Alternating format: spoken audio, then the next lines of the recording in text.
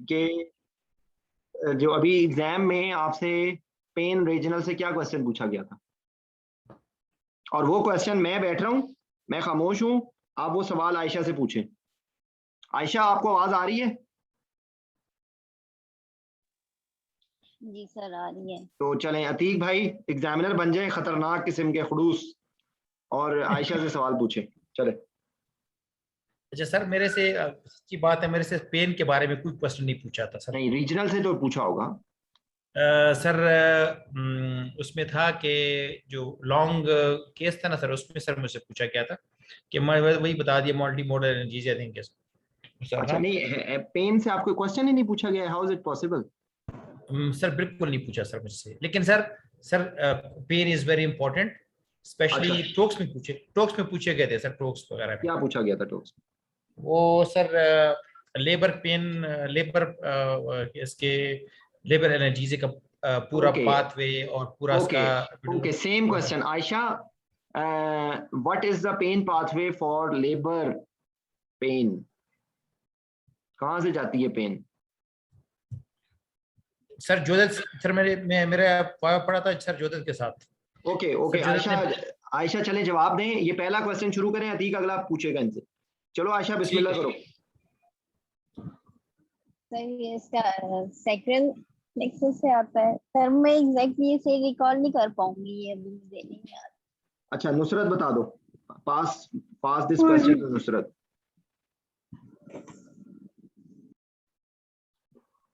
Sir इसमें जो है तो जो फर्स्ट फेज होता है तो उसमें पेन जो है तो वो L1 से T12 तक होता है।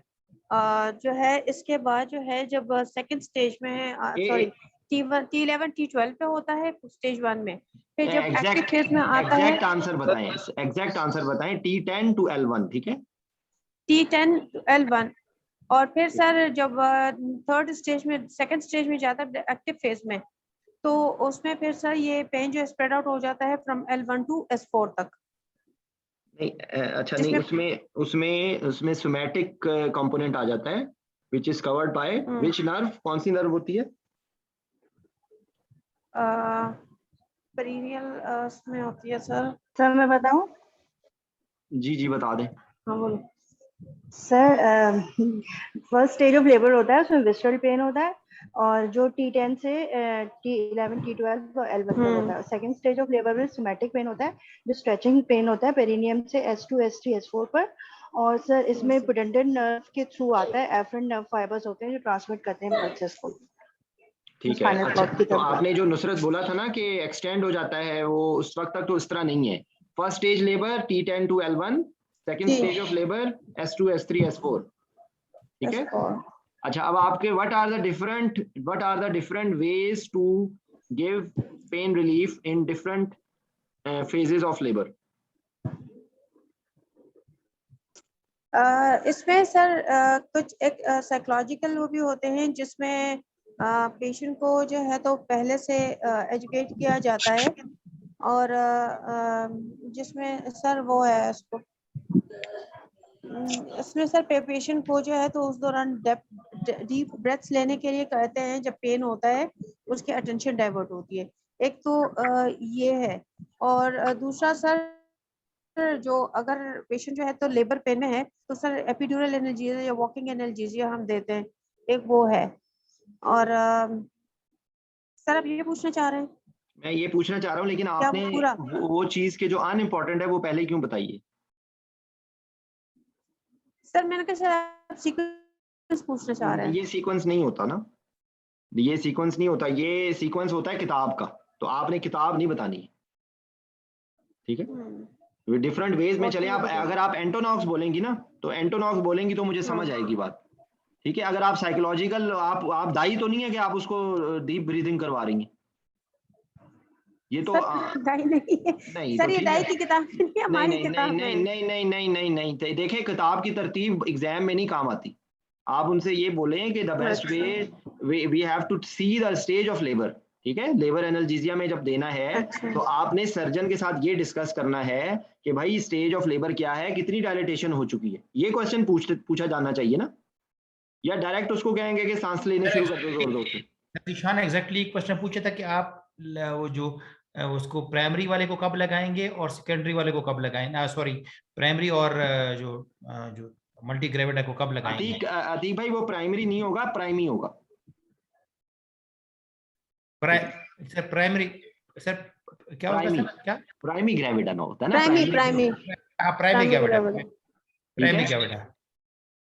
अच्छा, तो देखें इसमें बात ये है, पहला क्वेश्चन ये होगा, ठीक है। उसके बाद आप देखेंगे कि पेशेंट का जो है वो आप प्री ऑपरेटिव जो उसकी जो आप उसकी असेसमेंट करेंगे कि कोई उसको जो आप देना चाह रहे हैं उसकी कोई कॉन्ट्राइंडिकेशन तो नहीं है, क्योंकि कोएगुलोपैथी नहीं है, तो you will offer labour epidural, ठीक है।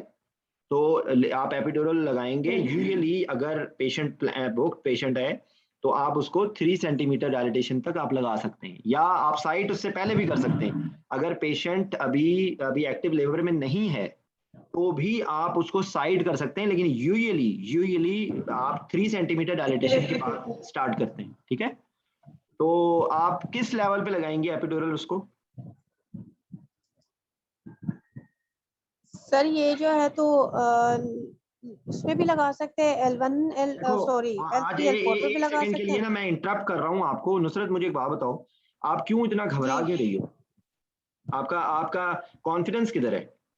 Why are सर you नहीं so... आज मैं नहीं सर क्यों? मैं सुबह से गई हुई थी लाइब्रेरी में, अभी आई हूँ सर, आधा घंटा पहले। नहीं तो अब तो मेरा अब दिमाग तो बिल्कुल थका हुआ है। नहीं, थका हुआ नहीं होना चाहिए ना। आप किताबें पढ़ोगी तो दिमाग थका हुआ होगा, बकवास करोगी तो थकेगा नहीं नहीं। सर डिस्कशन में थी मैं, इसलिए सर अजीब सा मेरा वो है, नहीं सॉरी। नहीं नहीं नहीं नहीं अब नहीं नहीं, सर ये देखो मेरी एक बात सुनो, ये अब है बिल्कुल अपने मोरल को हाई रखने का टाइम, ठीक है। तो पहले जब इस तरह का कोई हो ना तो टेक अ डीप ब्रेथ, रब्बे जिदनी इल्मा पढ़ो, चंद सेकंड के लिए अल्लाह से मदद की दुआ मांगो खामोशी से, और जवाब देना शुरू कर दो, ठीक है। चलो शाबाश। किस लेवल पे आप लगाओगी? सर L3 L4 लेवल पे ही एपिड्यूरल लगाते हैं, और उसमें फिर जो है तो वॉल्यूम उस तरह से हम देते हैं कि जो है तो हमें अवेल करना होता है T12 अच्छा, T11 जस्ट T12 की। Not necessarily labour analgesia. मुझे ये बताइए कि किसी भी आप लेवल, किसी भी पेशेंट को अगर आपने एपिड्यूरल लगाना हो तो क्या कॉन्सेप्ट होता है आपको? अगर जो मतलब लाइक कि किस लेवल पे आपको लगाना चाहिए? अगर मिसाल के तौर पे जो भी लेवल है, फॉर एग्जांपल T10 का लेवल है, तो आइडियली आपको कहाँ लगाना चाहिए? सर जिस लेवल पे हम लोग स्पाइनल लगाते हैं उसी लेवल पे लगाते हैं, लेकिन हमारी डोज की जो नहीं नहीं नहीं नहीं, ये कॉन्सेप्ट नहीं होता। आप उससे ज्यादा से ज्यादा सर एक वो या तो दो। डिफरेंट है, थोरेसिक एपिड्यूरल अलग है वो, लेकिन सर अगर हम लेबर के लिए लगा रहे हैं तो सर एक इसका सेकंड सर्वाइकल एपिड्यूरल भी लगता है। एक सेकंड वही तो मैं आपको जी कह रहा हूँ ना कि देखें कॉन्सेप्ट ये जी नहीं है। मैं आपको जो बात बता रहा हूँ आपको समझ आ जाएगी तो आपके लिए प्रॉब्लम ही नहीं होगी। अगर आपको T4 तक के लेवल का चाहिए तो आप L3 L4 के लेवल पे तो नहीं लगाएंगे ना। अगर आपको T4 के लेवल चाहिए तो आप कोशिश करेंगे कि एक दो सेगमेंट उससे नीचे लगा दें, ताकि वो आपको मिनिमम रिक्वायरमेंट डोज की देनी पड़े। समझ आई? तो इसीलिए T10 तक आपको लेवल चाहिए तो आप उसको T12 L1 के लेवल पे अगर लगाएंगे एपिड्यूरल तो उसमें आपको ज्यादा इफेक्टिव होगा ना। आप उसको सैक्रल लेवल पे लगा के उसको ऊपर पहुंचाएंगे। आपको पता है कॉर्डल लगा के भी एडल्ट्स में भी कॉर्डल ब्लॉक लगता है, पता है ना आपको? सर डोज जी सर तो आपको डोज बढ़ानी पड़ेगी। तो अगर आप इफेक्टिव लेबर एनाल्जेसिया लेना चाहते हैं तो आइडियली आप उसको एक दो सेगमेंट नीचे लगा दें, T12 पे लगा दें, L1 पे लगा दें, ठीक है। L3 L4 आपकी फर्स्ट चॉइस नहीं होनी चाहिए। एक बात हो गई। दूसरी बात ये कि उससे पहले आप क्या पेशेंट को कुछ एक्सप्लेन करेंगे लेबर एनाल्जेसिया के बारे में? ये टोक्स का स्टेशन भी साथ ही कवर हो जाएगा। How to counsel a patient for labour analgesia, what would you like to tell? ये हम लोगों ने काउंसलिंग में डिस्कस किया था।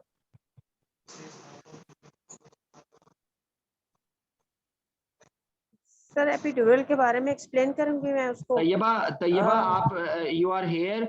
आपने अभी ये नुसरत के आंसर को करेक्ट करना है। जो आप लोग वहाँ पे हमीद लतीफ में लेबर एपिड्यूरल के लिए काउंसलिंग करते हैं ना, वो आपने अभी अपने दिमाग के अंदर रिकॉल कर लो। I will just ask you. जी सर। जी क्या काउंसिल करेंगे तैयबा, सॉरी नुसरत, कैसे काउंसिल करेंगे लेबर एपिड्यूरल? लेबर जी सर उसको मैं काउंसिल करूंगी कि मैं आपकी कमर में एक टीका लगा रही हूँ, और फिर उससे मैं दवाई दूंगी तो आपकी जो दर्द की तेजी है उसमें कमी आ जाएगी। लेकिन आपने सर वो पुश करने के लिए मुझे उसको काउंसिल करना होगा कि उसने जो है तो बेबी को पुश करते रहना है, लेकिन सर मुझे वो बात ये सही समझ में नहीं आ रही है कि मुझे जब वहां पर वो आपने कैसे बोलना लेबर होगा। एपिड्यूरल लगाना होता है तो ये देखो, आप जी अपने आप को आप एक लम्हे के लिए क्यों भूल जा रही हो कि you are anaesthetist. You have to tell के what is the labour epidural. आप उसमें कमर में टीका लगाएंगे, आप उसमें दवाई देंगे, उसके अंदर इतने % केसेस के अंदर फेलियर के चांसेस होते हैं, इतने % केसेस के अंदर हेडेक होने के चांसेस होते हैं, इतने % केसेस के अंदर एपिड्यूरल एब्सेस भी बन सकती है, खुदा ना खास्ता कमजोरी भी हो सकती है। वो एपिड्यूरल का एक प्रोबेबिलिटी का जो इंसिडेंस का चार्ट है ना, वो आपको आना चाहिए, ठीक है।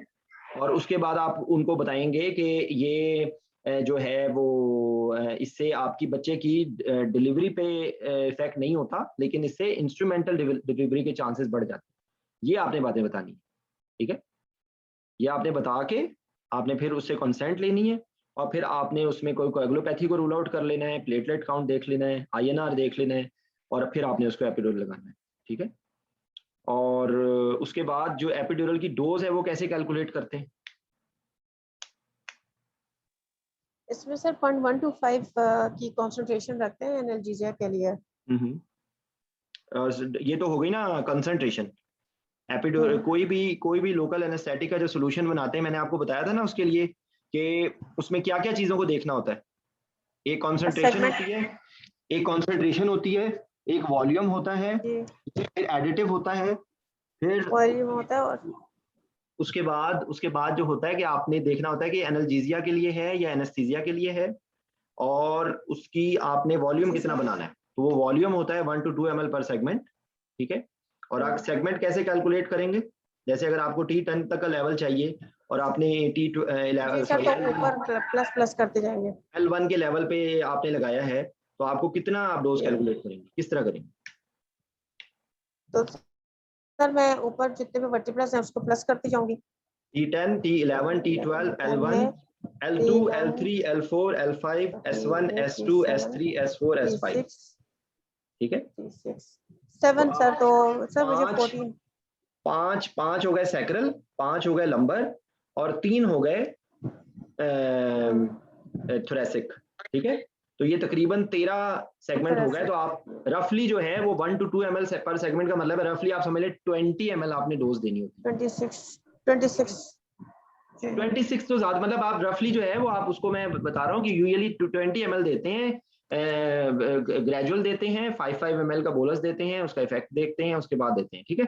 उसके बाद यहीं पर ही हम एडिटिव्स की बात कर लेते हैं। कौन कौन से एडिटिव्स यूज किए जा सकते हैं लेबर एनाल्जेसिया के, सॉरी एपिड्यूरल के अंदर? ये मैं दोनों चीजों को साथ साथ ही कवर कर रहा हूँ। कौन कौन से एडिटिव देते हैं? सर ये तो आप हेलो जी डॉक्टर गुलबानो बता दें, नुसरत उनको बोलने दें एक मिनट। जी डॉक्टर गुलबानो। सर मैं एक चीज पूछ रही हूँ कि ये तो आप ये गायनी के लिए बता रहे हैं, अगर हम कोई थोरेसिक या दूसरी एब्डोमिनल सर्जरी कर रहे हैं जिसमें पेरिनियम की जरूरत नहीं है, तो उसमें हम फिर नीचे देंगे, मतलब उसमें सैक्रल और इसका काउंट करेंगे? देखिए मेरी बात सुनिए, आप मुझे एक बात बताइए कि मैं इसी में ही आपके सवाल के जवाब, इसी में आपके सवाल में ही जवाब है। ये जो मैंने कल परसों में डिस्कस करा था ना कि सर्जरी की इंसियन देखते हैं कि इंसियन किस लेवल से किस लेवल तक है। जी सर, ठीक है। तो आप मुझे बताइए कि लेप्रोटमी के लिए जो इंसियन होती है वो कहां से लेके कहां तक के लेवल तक होती है यूजुअली? अगर जीफी स्टर्नम से ले लें और अब्लाइकस तक ले लें या इंफ्रा अब्लाइकस ले लें, तो जो जीफी स्टर्नम है वो T4 होता है, वो T4 होता है, T6 होता है? सर ये तो नहीं पता। एंगल ऑफ लुइस T4 पे होता है ना? एंगल ऑफ लुइस T4 पे होता है? नहीं।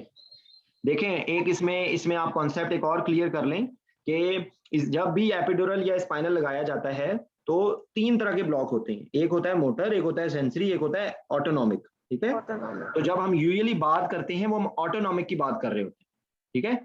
तो T6 की तरफ हम इशारा कर रहे होते हैं जीफी स्टर्नम, और हम बोल रहे होते हैं T4। तो एक्चुअली T4 इसलिए होता है क्योंकि T6 सेंसरी होता है और T4 ऑटोनॉमिक होता है, ठीक है। तो आप यूजुअली आप ये समझ लीजिए कि आपने T6 बोल रहे हैं ना, तो actually virtually it is 2 segment up. तो आपने T4 से लेके कहां तक आपने ब्लॉक करना होगा?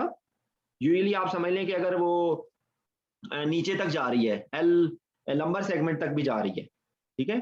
तो आप यहाँ से काउंट कर लें, T4, 5, 6, 7, 8, 9, 10, 11, 12, L1, L2, L3 तक आप कर लें, 12 सेगमेंट बन गए तकरीबन। तो वही तकरीबन डोज उसकी भी 20 ml ही बन जाएगी, ठीक है। You got the point doctor Gulbano? Yes sir, thank you. ये किसी के लिए भी यही है, इसीलिए आपको आपका कॉन्सेप्ट, और आप लगाएंगे किस लेवल पे, आप लगाएंगे ऊपर। आप T4 के लिए चाहिए तो आइडियली आप उसको थ्रेसिक अपर थ्रेसिक उसमें लगाएं, आप उसको T6 पे लगाएं, T7 पे लगाएं, ठीक है। ये बात है। एडिटिव्स के बारे में कुछ और बात कर लें। एडिटिव्स जो है वो अच्छा 1 मिनट, सॉरी मैं ना वो बात कही थी, वो अच्छा फायदा हो जाएगा। तैयबा प्लीज आप वो जो काउंसलिंग वाली बात है वो जरा प्लीज बता दो। अच्छा, सबसे पहले सर इंट्रोड्यूस योरसेल्फ से शुरू करने के बाद मैं मोटी मोटी बातें इसमें ऐड कर देती हूँ कि सबसे पहले you have to explain the whole procedure to the patient. और आपने ये जो आपने कहा कि ये फेलियर, हेडेक और ये PDPH के जितने भी ये हैं वो आपने ज़रूर बताना है। फेलियर के बारे में ख़ास तौर पे बताना है कि चांसेस आर देयर। और यू हैव टू, जो इम्पॉर्टेंट बात है, you have to differentiate between pain and pressure. Pressure will remain there, pain आपकी ख़त्म हो जाएगी, लेकिन जो बेबी डिसेंड करेगा प्रेशर आपका वो बढ़ता जाएगा। You have to differentiate between the pain and pressure. ये क्यों ज़रूरी है? Because you have to push the baby. अगर हम आपको डोज ज़्यादा देंगे, because pain is very subjective, आप हमें कहेंगी कि पेन है, डेफिनेटली आपको पेन तो हो रहा होगा, लेकिन अगर आप इसको डिफरेंशिएट कर लेंगी तो हमारे लिए बेहतर हो जाएगा कि आपका जो मोटर ब्लॉकेट है उससे हम बचा सकेंगे। और उन्हें बताना है कि if you can't move your legs, आपने हमें ज़रूर बताना है। डोज देने से पहले ब्रोमेड ज़रूर करना है, क्योंकि ये बाद में पेशेंट के लिए और बेबी पुश करने के लिए बहुत इशू होता है। हाँ, आपने कहा कि इंस्ट्रूमेंटल डिलीवरी का ज़रूर बताना होता है इनको, ये बहुत ज़्यादा इम्पोर्टेंट है। उसके बाद हाँ, एक साइड पे होकर नहीं लेटना, पोस्चर का भी बताना है। और लेफ्ट लेटरल करके हिप के नीचे उनके पिलो रख के आपने नई डोज देनी है। डोज देने के बाद 15 मिनट्स आपने वहीं पे वेट करना है। पेशेंट को बताना है अबाउट द साइंस ऑफ ये जो आपको एपिड्यूरल से hypotension and nausea and vomiting होगी। आपने बताना है कि you have to inform the nurse, और ये हमें इन्फॉर्म करेंगे, हम आपको आके देखेंगे। और जो भी किसी किस्म के भी साइन है, और आपने इन्हें बताना है कि whether this is a walking epidural या फिर आप वो लगा रहे हैं जो कि आपको you have to stay on the bed, in and out आपका पेशेंट जो है वो बेड पे ही करेगा। तो ये सारी बातें आपने पेशेंट को जरूर बतानी होती है उससे पहले। जी थैंक यू। अच्छा देखें, इसमें वही जो मैं आपको अभी बता रहा था ना, तो इसमें जो होता है यूजुअली 0.125 को बनाने में थोड़ी सी मतलब लाइक है कि उसको कैलकुलेट करना पड़ेगा, तो 0.1% इजीली बनाया जाता है। तो यूजुअली 0.1 लिया जाता है। आप 2 cc लेते हैं 0.5% का, और उसको 8 cc आप उसके अंदर आप नॉर्मल सलाइन ऐड कर लेते हैं। तो ये सिर्फ ये कोई एब्सोल्यूट नहीं है, आप 0.1% ईजी है बताना, ठीक है। और उसके बाद जो है एडिटिव्स कौन कौन से यूज किए जाते हैं इसके अंदर। एडिटिव्स यूजुअली जो है फैंटेनिल यूज किया जाता है इसके लिए। इसके अंदर जो है वो वेजो कंस्ट्रिक्टर यूज किया जाता है। इसके अंदर प्रेसिडेक्स जो डेक्समेडिटोमेडिन है वो यूज की जाती है। इसके अंदर बाइकार्ब यूज किया जाता है। ये डिफरेंट एडजंक्ट्स हैं जो यूज किए जाते हैं, वो डिफरेंट पर्पसेस के लिए होते हैं। वेजो कंस्ट्रिक्शन करके ड्यूरेशन ऑफ एक्शन प्रोलॉन्ग होता है, लोकल एब्जॉर्प्शन को स्लो आउट करके टॉक्सिसिटी के भी चांसेस कम होते हैं। More effect on lidocaine rather than bupivacaine, क्योंकि bupivacaine already highly protein bound होता है और उसकी ड्यूरेशन ऑफ एक्शन पे इतना फर्क नहीं होता। लेकिन फिर भी अगर आप वेजो कंस्ट्रिक्टर ऐड करेंगे तो उसकी लोकल एब्जॉर्प्शन कम हो जाएगी, ठीक है। ये एक बात हो गई। बाइकार्ब ऐड करने का मकसद ये होता है कि जो होती है सॉल्यूशंस वो एसिडिक होते हैं। एसिडिक सॉल्यूशन इसलिए बनाए जाते हैं क्योंकि वो उनकी शेल्फ लाइफ, उनकी जो स्टेबिलिटी सॉल्यूशन की जो कमर्शियल प्रिपरेशंस होती हैं उनकी स्टेबिलिटी को शेल्फ लाइफ बढ़ाने के लिए उसके अंदर ऐड किया जाता है, उसको एसिडिक सॉल्यूशन बनाया जाता है। इसलिए आप लाइडोकेन हाइड्रोक्लोराइड, ब्यूपिकेन हाइड्रोक्लोराइड, ये इसलिए होता है। एक्चुअली तो ये वीक बेसिस हैं, तो इसलिए जब आप उसके अंदर बाइकार्ब ऐड करते हैं तो उस सॉल्यूशन की पीएच बेसिक होती है और उसकी पीके अचीव होती है जल्दी। तो onset of action depends on the pKa of the solution. pKa is the pH at which 50% is ionized and 50% is unionized. Unionized portion is the one which is effective to create the local anesthesia, because only क्या नाम है इसका, unionized form will cross the cell membrane and block the sodium channels from inside of the cell. ठीक है, तो इसको याद रखने का ये तरीका आप याद रखें कि जो लड़ाका होता है उसको दरवाजे पे ही गार्ड रोक लेंगे। तो ये क्या करते हैं कि अपने हथियारों को छुपा के, दोस्ती करके, प्यार मोहब्बत से अंदर जाके अपने हथियार बाहर निकाल लेते हैं। ये आपको भूलेगा नहीं कभी। अनआयनाइज्ड पोर्शन जो होती है वो क्रॉस करती है सेल मेम्ब्रेन, अंदर जाके वो दोबारा आयनाइज्ड होता है और आयनाइज्ड पोर्शन ही ब्लॉक करता है, लेकिन जो सेल मेम्ब्रेन है वो क्रॉस नहीं कर सकता। तो पीके का कॉन्सेप्ट ये होता है कि जितनी उस सॉल्यूशन की पीएच जो पीके जो है, जो उस दवाई की पीके जो है वो फिजियोलॉजिकल पीएच के करीब होगी, उसकी उतना ज्यादा अनआयनाइज्ड पोर्शन रिलेटिवली ज्यादा होगा। तो पीके ऑफ लाइडोकेन इज 7.7, कुछ किताबों में लिखा हुआ है, कुछ किताबों में 7.9 लिखा हुआ है, is nearer to physiological pH of 7.4। However, bupivacaine PK is 8.1, तो वो 8.1 is relatively away, तो इसलिए उसको अचीव करने में अनआयनाइज्ड पोर्शन का रिलेटिवली कम होता है उसका, और उसलिए ब्यूपिकेन का इफेक्ट देर से आता है एज कम्पेयर टू लाइडोकेन का, क्योंकि बिकॉज ऑफ इट्स पीके, ये होती है रीजन। ठीक है, बाइकाप की बात हो गई, वेजोकंस्ट्रिक्टर की बात हो गई, और जो आप ओपियोइड करते हैं ऐड, तो ओपियोइड बेसिकली जो ओपियोइड रिसेप्टर्स होते हैं उन पे करते हैं, उससे क्वालिटी ऑफ ब्लॉक बढ़ता है, उससे मोटर ब्लॉक नहीं बढ़ता, ड्यूरेशन बढ़ता है और क्वालिटी ऑफ ब्लॉक बेसिकली बढ़ता है। ठीक है, ये इसका कॉन्सेप्ट है। तो ये किसी भी एपिड्यूरल के बारे में आपसे अगर वो पूछें तो वो आप यही सारी बातें बताएंगे। ठीक है, यूजुअली जो है वो यही सारी बातें हैं जो लेबर एनाल्जेसिया या एपिड्यूरल के बारे में जो कॉमनली बातें पूछी जा सकती हैं वो यही है। ठीक है, तो any question up till now? अच्छा सर, मैं 2 पूछना चाह रहा हूँ आपसे सर, जी जी, अगर आप इजाज़त दें। सर इसमें एक ये है कि सर उन्होंने मुझसे पूछा था कि अगर पैच अगर जो ना आपका एपिड्यूरल पैची हो जाए फिर क्या करोगे? व्हाट इज सेगमेंटल पैच क्या होता है? और तीसरा ये कि डिफरेंशिएशन ब्लॉक क्या होगा और डिफरेंशिएशन क्या होगा? तीसरा वो अतीक भाई वो होता है डिफरेंशियल ब्लॉक। तो ये हम सवाल इनसे पूछते हैं, जो कोई बताता है, किसी को पता है तो वो हैंड रेज करे। सारा आपको पता है? जी सर, मैं बताती हूँ सर। उसमें डिफरेंशियल ब्लॉक में ये होता है कि autonomic is 2 levels higher than sensory and sensory block is 2 level higher than motor block. नहीं, ये डिफरेंशियल ब्लॉक नहीं है सारा। डिफरेंशियल ब्लॉक होता है कि आप ऐसी मेडिसिन यूज कर रहे हैं जिससे रिलेटिवली ज्यादा सेंसरी ब्लॉक हो रहा है और मोटर ब्लॉक की रिलेटिवली स्पेयरिंग हो रही है, वो रोपिवाकेन के लिए डिफरेंशियल ब्लॉक का कॉन्सेप्ट होता है। ठीक है, और सर ये फिर जो मैंने बताया ये क्या है फिर? ये तो इसकी रीजन क्या होती है? इसकी रीजन क्या होती है? इसकी रीजन ये होती है कि जो मोटर ब्लॉक है वो ढीठ किस्म के फाइबर्स हैं, उनका फाइबर की डायमीटर ज्यादा है, तो वो देर से ब्लॉक होते हैं। ठीक है, उनका लेवल वो अचीव नहीं होता है कि जो सेंसरी का या ऑटोनॉमिक का होता है। तो ऑटोनॉमिक के बी फाइबर्स होते हैं, वो जल्दी ब्लॉक हो जाते हैं, उसके बाद जो है वो सेंसरी फाइबर्स होते हैं, और उसके बाद जो है वो मोटर फाइबर्स होते हैं। इसकी ये रीजन होती है। ठीक है, एक बात हो गई। दूसरी बात, पैची होने के क्या रीजंस होते हैं? सर पैची होने के ये हो सकते हैं कि या तो वो उसमें वन साइडेड हो गया है, यूनिलेटरल हो गया है, यानी नहीं, ये बात नहीं है, वो तो हो गया ना। पैची के रीजन क्या होती है? सर आपने जहां लगाया है एपिड्यूरल की जगह वो सबड्यूरल हो गया, अगर आपकी ड्रग जो हुई है जगह okay, है। एक रीजन ये हो गई, और क्या वन साइडेड हो गया, यूनिलेटरल हो गया। देखें, आप बात को कंफ्यूज कर रही हैं। वन साइडेड पैची में और वन साइडेड होने में फर्क होता है। जी हसन भाई। अच्छा जिशान में ये है, इसका जो है ना पैची, इसके सेप्टास होते हैं एपिड्यूरल स्पेस में ना। हाँ जी, तो एक ये रीजन होती है। दूसरी रीजन ये होती है कि जो हमको मतलब मेजॉरिटी ओल्ड फैशन जो हम लोगों को सिखाया जाता है वो एयर से सिखाया जाता है। पाकिस्तान में तो मैंने कभी जिंदगी में किसी को उस जमाने में, आज से 17 साल पुरानी मैं आपको बात बता रहा हूँ, कि मैंने किसी को सेलाइन से लगाते देखा ही नहीं था। ठीक है, तो actually air is a cause for patchy block.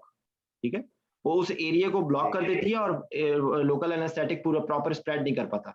तो इसलिए एक्चुअली हम ये नहीं है कि कोई ये ड्यूरा पंक्चर के चांसेस या इसका इससे नहीं है रिलेशनशिप, तो इसलिए एक्चुअली नए लोगों को मैं यही एडवाइस करूंगा कि भाई सेलाइन पे सीखें, सेलाइन पे सीखें और कांस्टेंट प्रेशर वाला सीखें। वैसे तो वो ड्रॉपिंग मैसेज भी होता है, वो हैंगिंग ड्रॉप तरीका भी होता है, बहुत सारे तरीके होते हैं। एक्चुअली पर्पस ये है कि आपने ड्यूरा पंक्चर नहीं करना, एक तो बात ये है। तो लेकिन ये है कि जो ज़्यादा सेफ और ज़्यादा इफेक्टिव तरीका है वो सेलाइन के जरिए है और कांस्टेंट प्रेशर के जरिए। ठीक है, तैयबा कंफर्म करेगी डॉक्टर लियाकत को कभी आपने देखा है एपिड्यूरल लगाते हैं?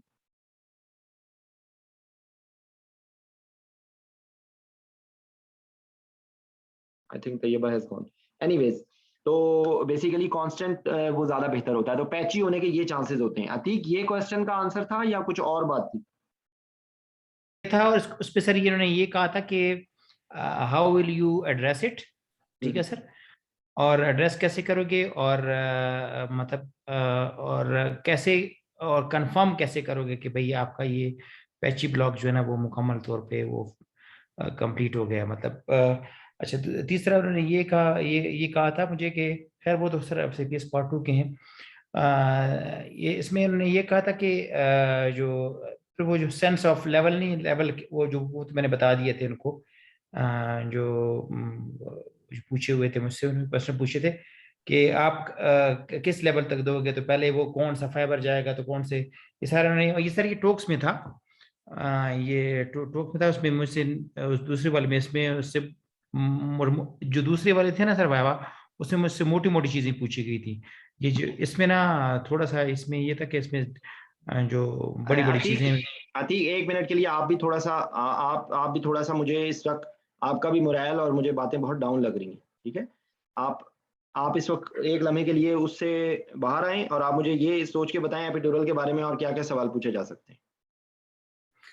सर मेरे पास एक वाइवा पड़ा हुआ है, अगर आप इजाजत दें तो मैं सर वो है FCPS का ही है, पार्ट 2 का ही है।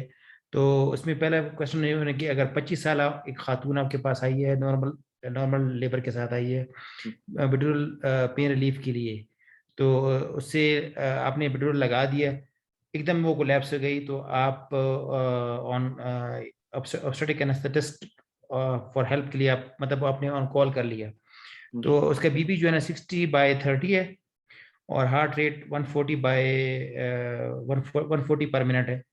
तो पेशेंट जो है ना वो पेल है, मिडवाइफ जो है ना वो जो करीब खड़ी है वो उसने देखा कि चैनल ब्लीडिंग है, कैसे आप वो करोगे, हाउ विल यू प्रोसीड? देखें, ये बेसिकली ये क्वेश्चन मुख्तलिफ तरीकों से पूछा जा सकता है, ये हम लोगों ने कॉम्प्लिकेशन में किया था, एक्चुअली ये टॉपिक इस वक्त नहीं है, लेकिन ये क्वेश्चन ये है बेसिकली मैटरनल कोलैप्स। ठीक है, मैटरनल कोलैप्स फॉलोइंग एपिड्यूरल या maternal collapse in labour room, maternal collapse in OR। तो बेसिकली इसके अंदर वो आपने फैक्टर्स को रूल आउट करना है, patient factor, pregnancy related factor और एनेस्थेटिक फैक्टर। ठीक है सर, इसमें सर इसमें बस BBC अप्रोच है और इसके अलावा एयरवे ब्रीदिंग सर्कुलेशन अप्रोच है।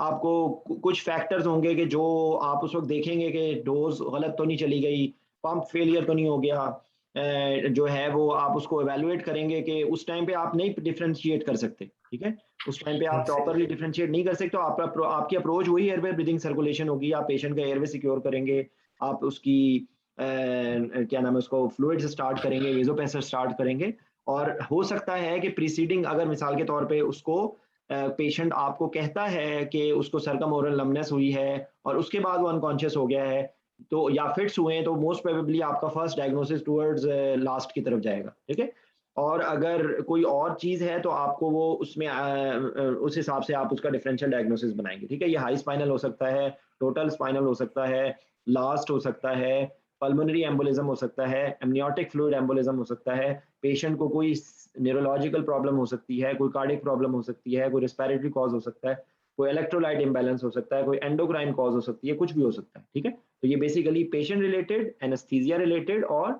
ऑब्स्टेट्रिक रिलेटेड, ये बेसिकली एक्चुअली ये इमरजेंसी का क्वेश्चन है। ठीक है, एपिड्यूरल के में तकरीबन हम लोगों ने बातें कवर कर ली हैं। ठीक है, अच्छा, उसके बाद अब मेरा अगला क्वेश्चन है सर जी, इसमें एक और चीज कि आप कैथेटर जो ना वो 10 सेंटीमीटर तक आप लेके जाते हैं। ठीक है सर, कौन सा एंगल रखेंगे और कौन कौन सी नीडल इस्तेमाल होंगी सर? मैं फिर से बोलें क्वेश्चन, मैं 10 तक लेके जाते हैं, क्या मतलब? मैं आपकी बात नहीं समझा। अगर 10 सेंटीमीटर तक लेके गए इन द स्पेस तो फिर क्या होगा? और अगर ये सर एक वो है वाइवा नहीं, मेरे पास देखें मेरी बात सुने, होता ये है कि अगर आपको 5 सेंटीमीटर पे स्पेस पे आपको एपिड्यूरल मिला है तो आप 3 to 5 सेंटीमीटर उसके अंदर छोड़ते हैं, ठीक है। अगर उससे ज्यादा आप छोड़ेंगे तो पैची होने के चांस, ये भी एक पैची या यूनिलैटरल होने के ये भी चांसेस होते हैं कि अगर आपने कैथेटर को ज्यादा सेंटीमीटर के लिए छोड़ दिया, ठीक है। आपने और इसमें सर इसमें ये है कि आप 4 to 5 सेंटीमीटर तक आप विड्रॉ करेंगे और आप बुलस जो है ना 0.5 सेंटीमीटर तक, और इसको कैसे कंफर्म करेंगे कि यानी पहले आप कौन से इस्तेमाल करेंगे? मतलब जैसे आप थोड़ा सा वो नेगेटिव एस्पिरेशन भी हो गया, उसके बाद आपने एपिनेफ्रीन मिक्स किया है, आपने एसटी सेगमेंट की चेंजेस देखी हैं, लेकिन एक्चुअली कोई भी रिलायबल नहीं है, none of them is reliable. Tachycardia हो सकता है कि वो उसको उस वक्त पेन आ रही हो तो वो उसके साथ मिक्सअप हो जाए, ठीक है। Intravascular negative aspiration is not 100% guarantee that you will exclude intravascular, ठीक है। तो कैथेटर बाद में भी ट्रैवर्स करके स्पाइनल स्पेस में जा सकता है, ठीक है। तो लेकिन यूजुअली यही है कि आप नेगेटिव एस्पिरेशन करते हैं, आप उसको ऑगमेंटेड डोजेस में देते हैं, आप एपिनेफ्रीन मिक्स करके देते हैं, आप प्रेफरेबली पहले लाइडोकेन दे दें, ठीक है, क्योंकि that will be less problematic, ठीक है। अच्छा, इनको काउंटर करने के लिए सर हम मतलब we can we give narcotic दे सकते हैं, मतलब साथ जो है ना वो जस्ट टू इस सेगमेंटल इसका नारकोटिक से कोई ताल्लुक नहीं है, इसका नारकोटिक से कैसे ताल्लुक है? ब्लॉक को डीप करने के लिए नारकोटिक दे सकते हैं सर? यार देखो, ये मेरा आई एम रियली सॉरी, मुझे एग्जैक्टली नहीं पता, लेकिन ये है कि मुझे इतना पता है कि ये क्वालिटी ऑफ ब्लॉक पे इफेक्ट होता है। इससे अगर एक मिसाल के तौर पे पैची हो गया है तो उसमें जाके वो जगह को ब्लॉक तो नहीं कर देगा ना? नहीं, इसका अगर पैची हो गया तो सर इसका एक तो पुल, एक 3 इसके की दिए हुए हैं, एक तो पुल कैथेटर है, एक और इसको ज्यादा और लोकल एनेस्थेटिक और दे दें या दोबारा रिसाइकिल कर दें।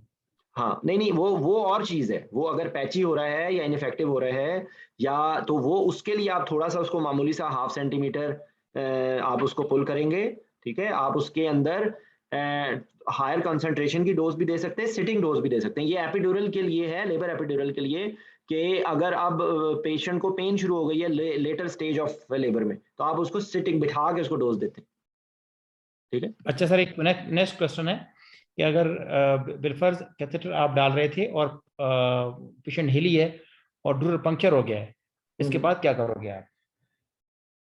हाँ जी, बताइए आप इसमें क्या करेंगे? कोई एनी वॉलंटियर?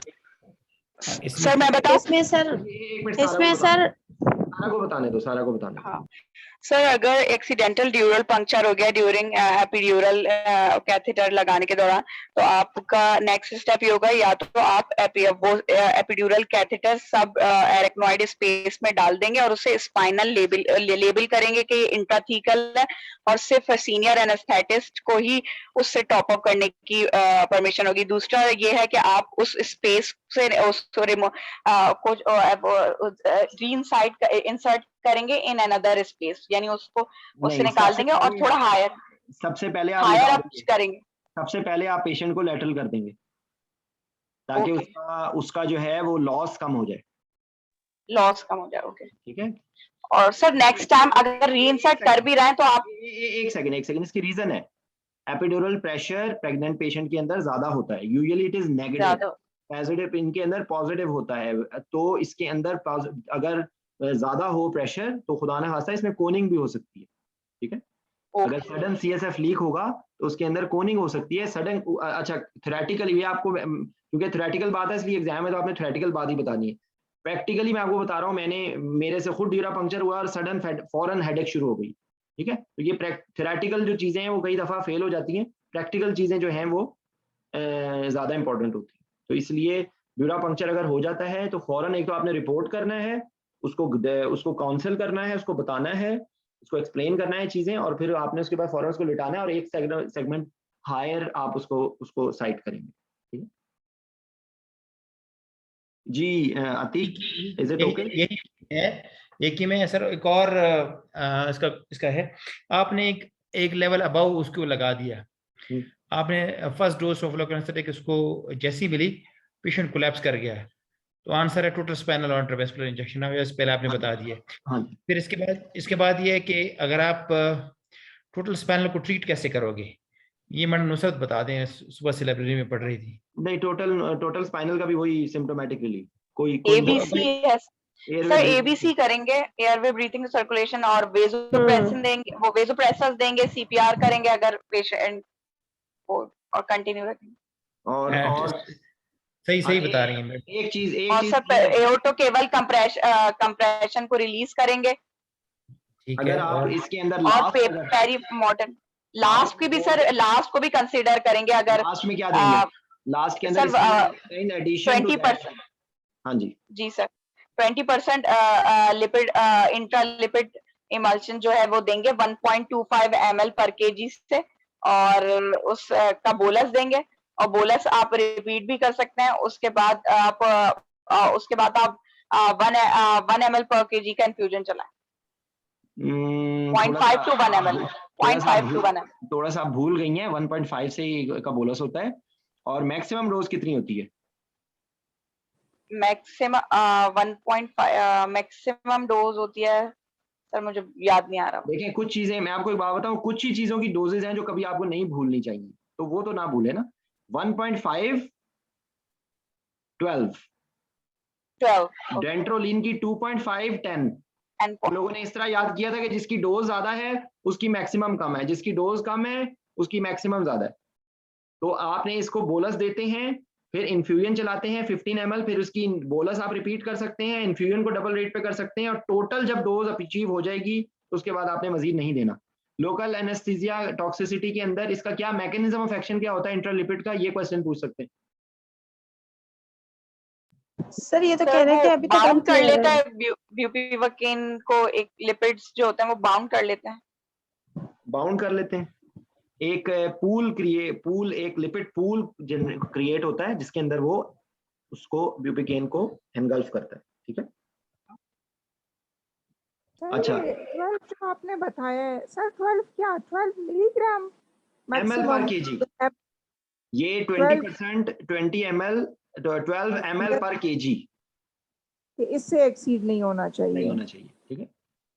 और सर ये जो कह रहे हैं कि टोटल स्पाइनल हो जाए, इसमें सबसे पहले इंट्यूबेशन नहीं करते? एयरवे ब्रीथिंग सर्कुलेशन का मतलब क्या है? बीसी से क्या? अच्छा सर, तो हाँ, लेकिन हाँ सबसे पहले ये, फिर इसके बाद फिर अच्छा आपसे ही क्वेश्चन है और कोई नहीं बोलेगा। मुझे बताएं कि टोटल स्पाइनल और हाई स्पाइनल का डिफरेंस कैसे होगा? और हाई स्पाइनल में सर, टोटल स्पाइनल में तो बस पेशेंट को फिर सीएनएस और सीवीएस और सारे इफेक्ट्स हो जाते हैं, और हाई स्पाइनल जो होते हैं तो उसमें पहले ये उसके इफेक्ट्स आते हैं, सीएनएस के आते हैं। डॉक्टर गुलबानो, ये आंसर नहीं है सर, मैं बताऊं? एक मिनट रुको, मैं बताऊं? एक मिनट, मुझे पता है बहुत जोर, आपको पता है, जिसको नहीं पता मैं उससे ही पूछूं। आपको पता है, आपको मैंने आप लोगों से डिस्कस कर चुका हूँ, उन्होंने पहले नहीं मेरे साथ टाइम स्पेंड किया, इसलिए उनका हक बनता है। जी डॉक्टर गुलबानो, सोचें जरा, कुछ और डिफरेंस होता है टोटल स्पाइनल और हाई स्पाइनल में?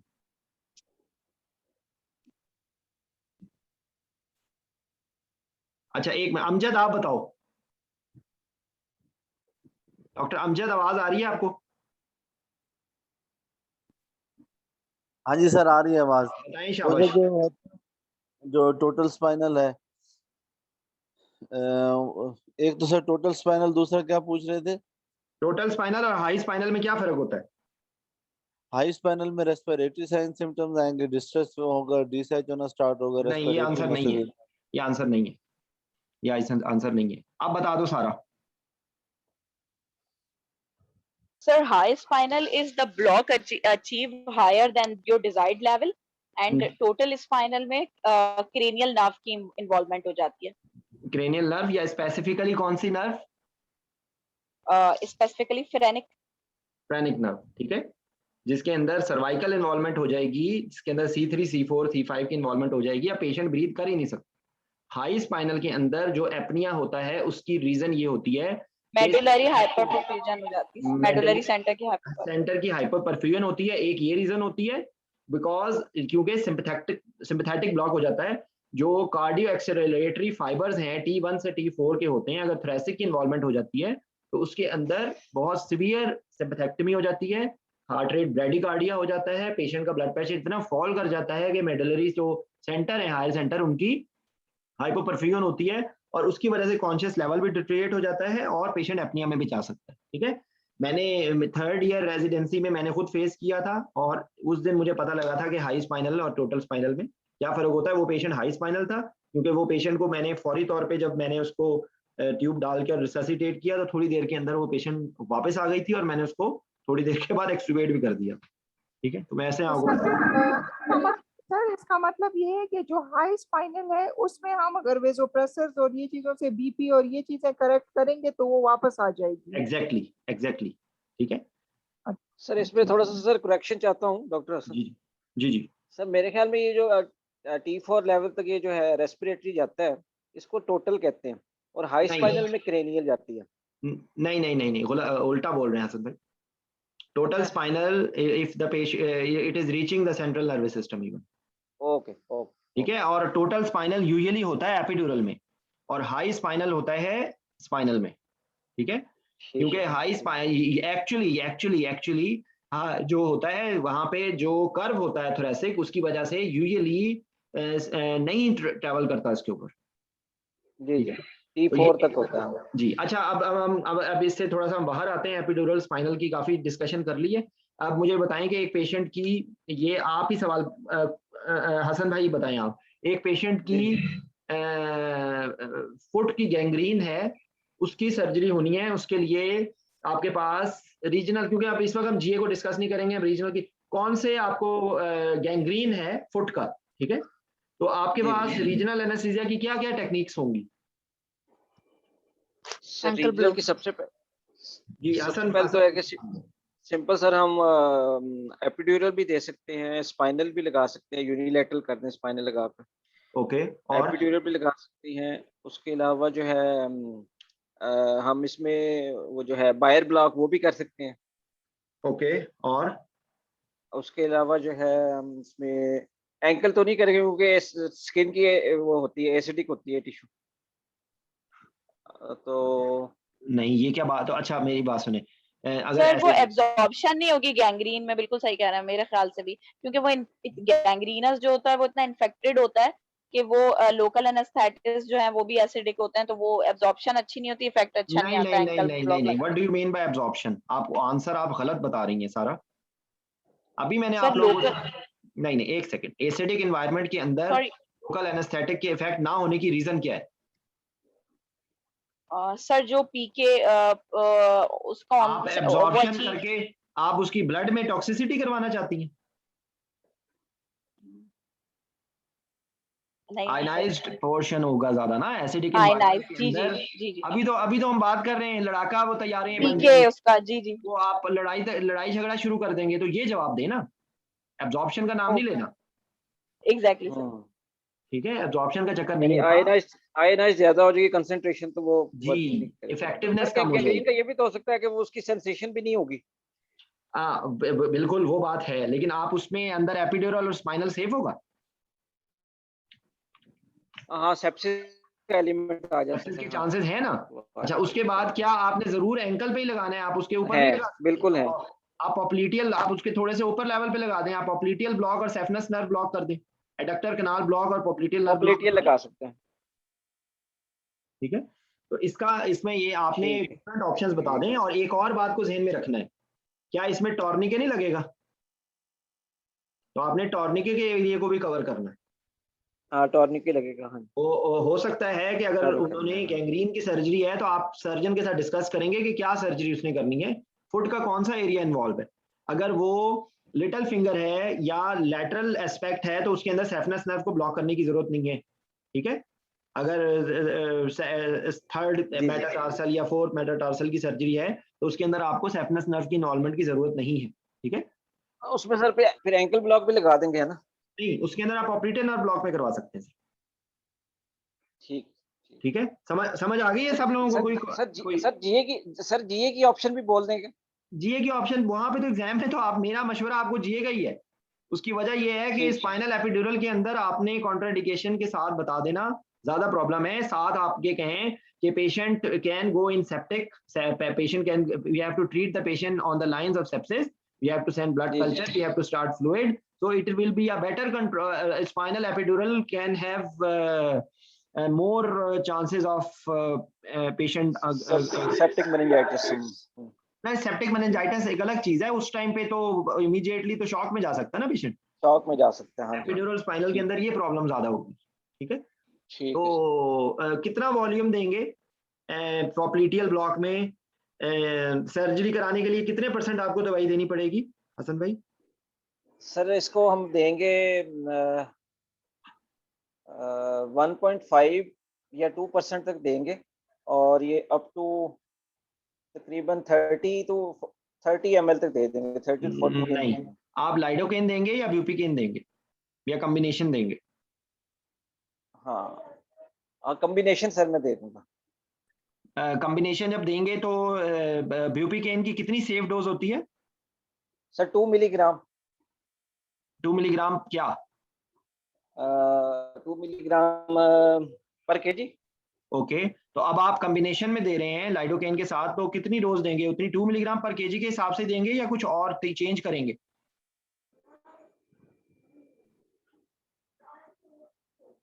इसका एडिटिव, हाँ इसको कम कर लेंगे। ठीक है, कम कर लेंगे, 1.5 कर लेंगे। नहीं, एडिटिव इफेक्ट हो जाएगा। ठीक है, अगर आप 50-50 कॉम्बिनेशन बना रहे हैं तो आपकी 50%, अब आपकी इसकी 1 मिलीग्राम पर केजी हो जाएगी, और लाइडोकेन की अगर वो आप 5 तक दे रहे हैं तो आप उसको 2.5 मिलीग्राम पर केजी कर देंगे। ठीक है, और खाली लाइडोकेन में इसलिए नहीं होगा क्योंकि लाइडोकेन का इफेक्ट रिलेटिवली शॉर्ट होता है। ठीक है, तो आप लाइडोकेन कॉम्बिनेशन बता दें तो ज्यादा बेहतर है। ठीक है, अगर अंडर, और टोटल आपको इसका आंसर को जो बताया था कि टोटल डोज आपने कैलकुलेट करनी है सेफ, आपने फिर उसके बाद वॉल्यूम को करना है। ठीक है, तो यूजुअली सर्जिकल एनेस्थीसिया के लिए 0.5% चाहिए होता है, इसलिए जब भी डबल ब्लॉक आपने लगाना है तो आपने ये कंसिडरेशन बतानी है कि क्योंकि इसके अंदर ज्यादा वॉल्यूम देना पड़ेगा तो सेफ जो टॉक्सिक डोज है उस तक पहुंच सकते हैं, तो इसलिए it is better not to use it as a sole anaesthetic agent, use it as an analgesia. ठीक है, ठीक है। तो इसी तरीके से अगर नी आर्थ्रोप्लास्टी है या नी की एनाल्जेसिया है तो उसके लिए क्या क्या ब्लॉक्स होंगे? अमजद बताओ।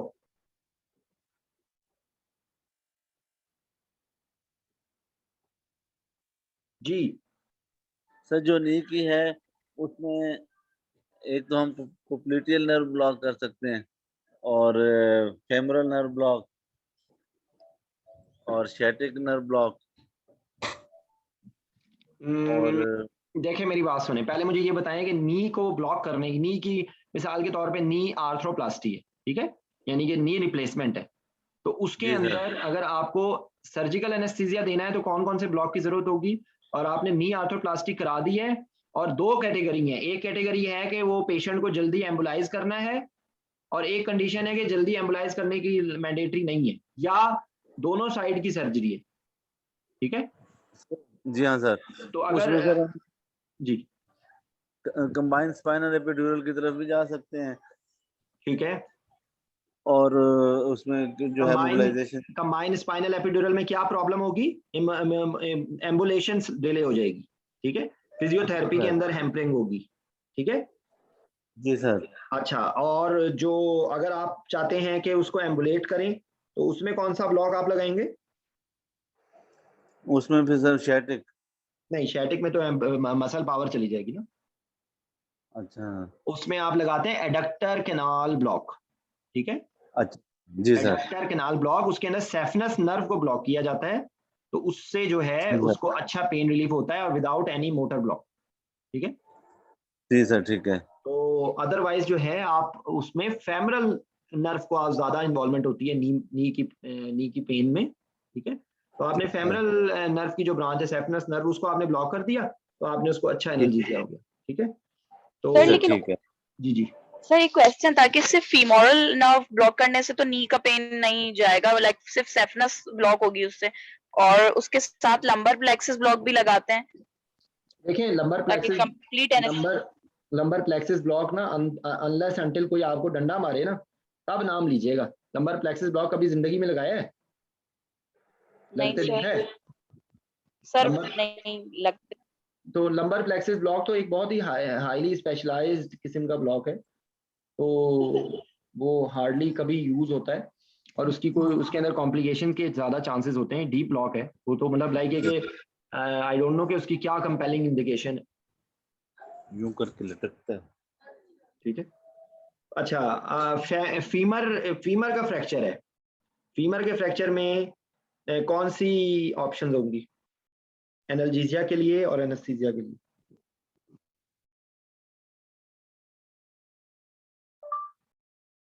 जी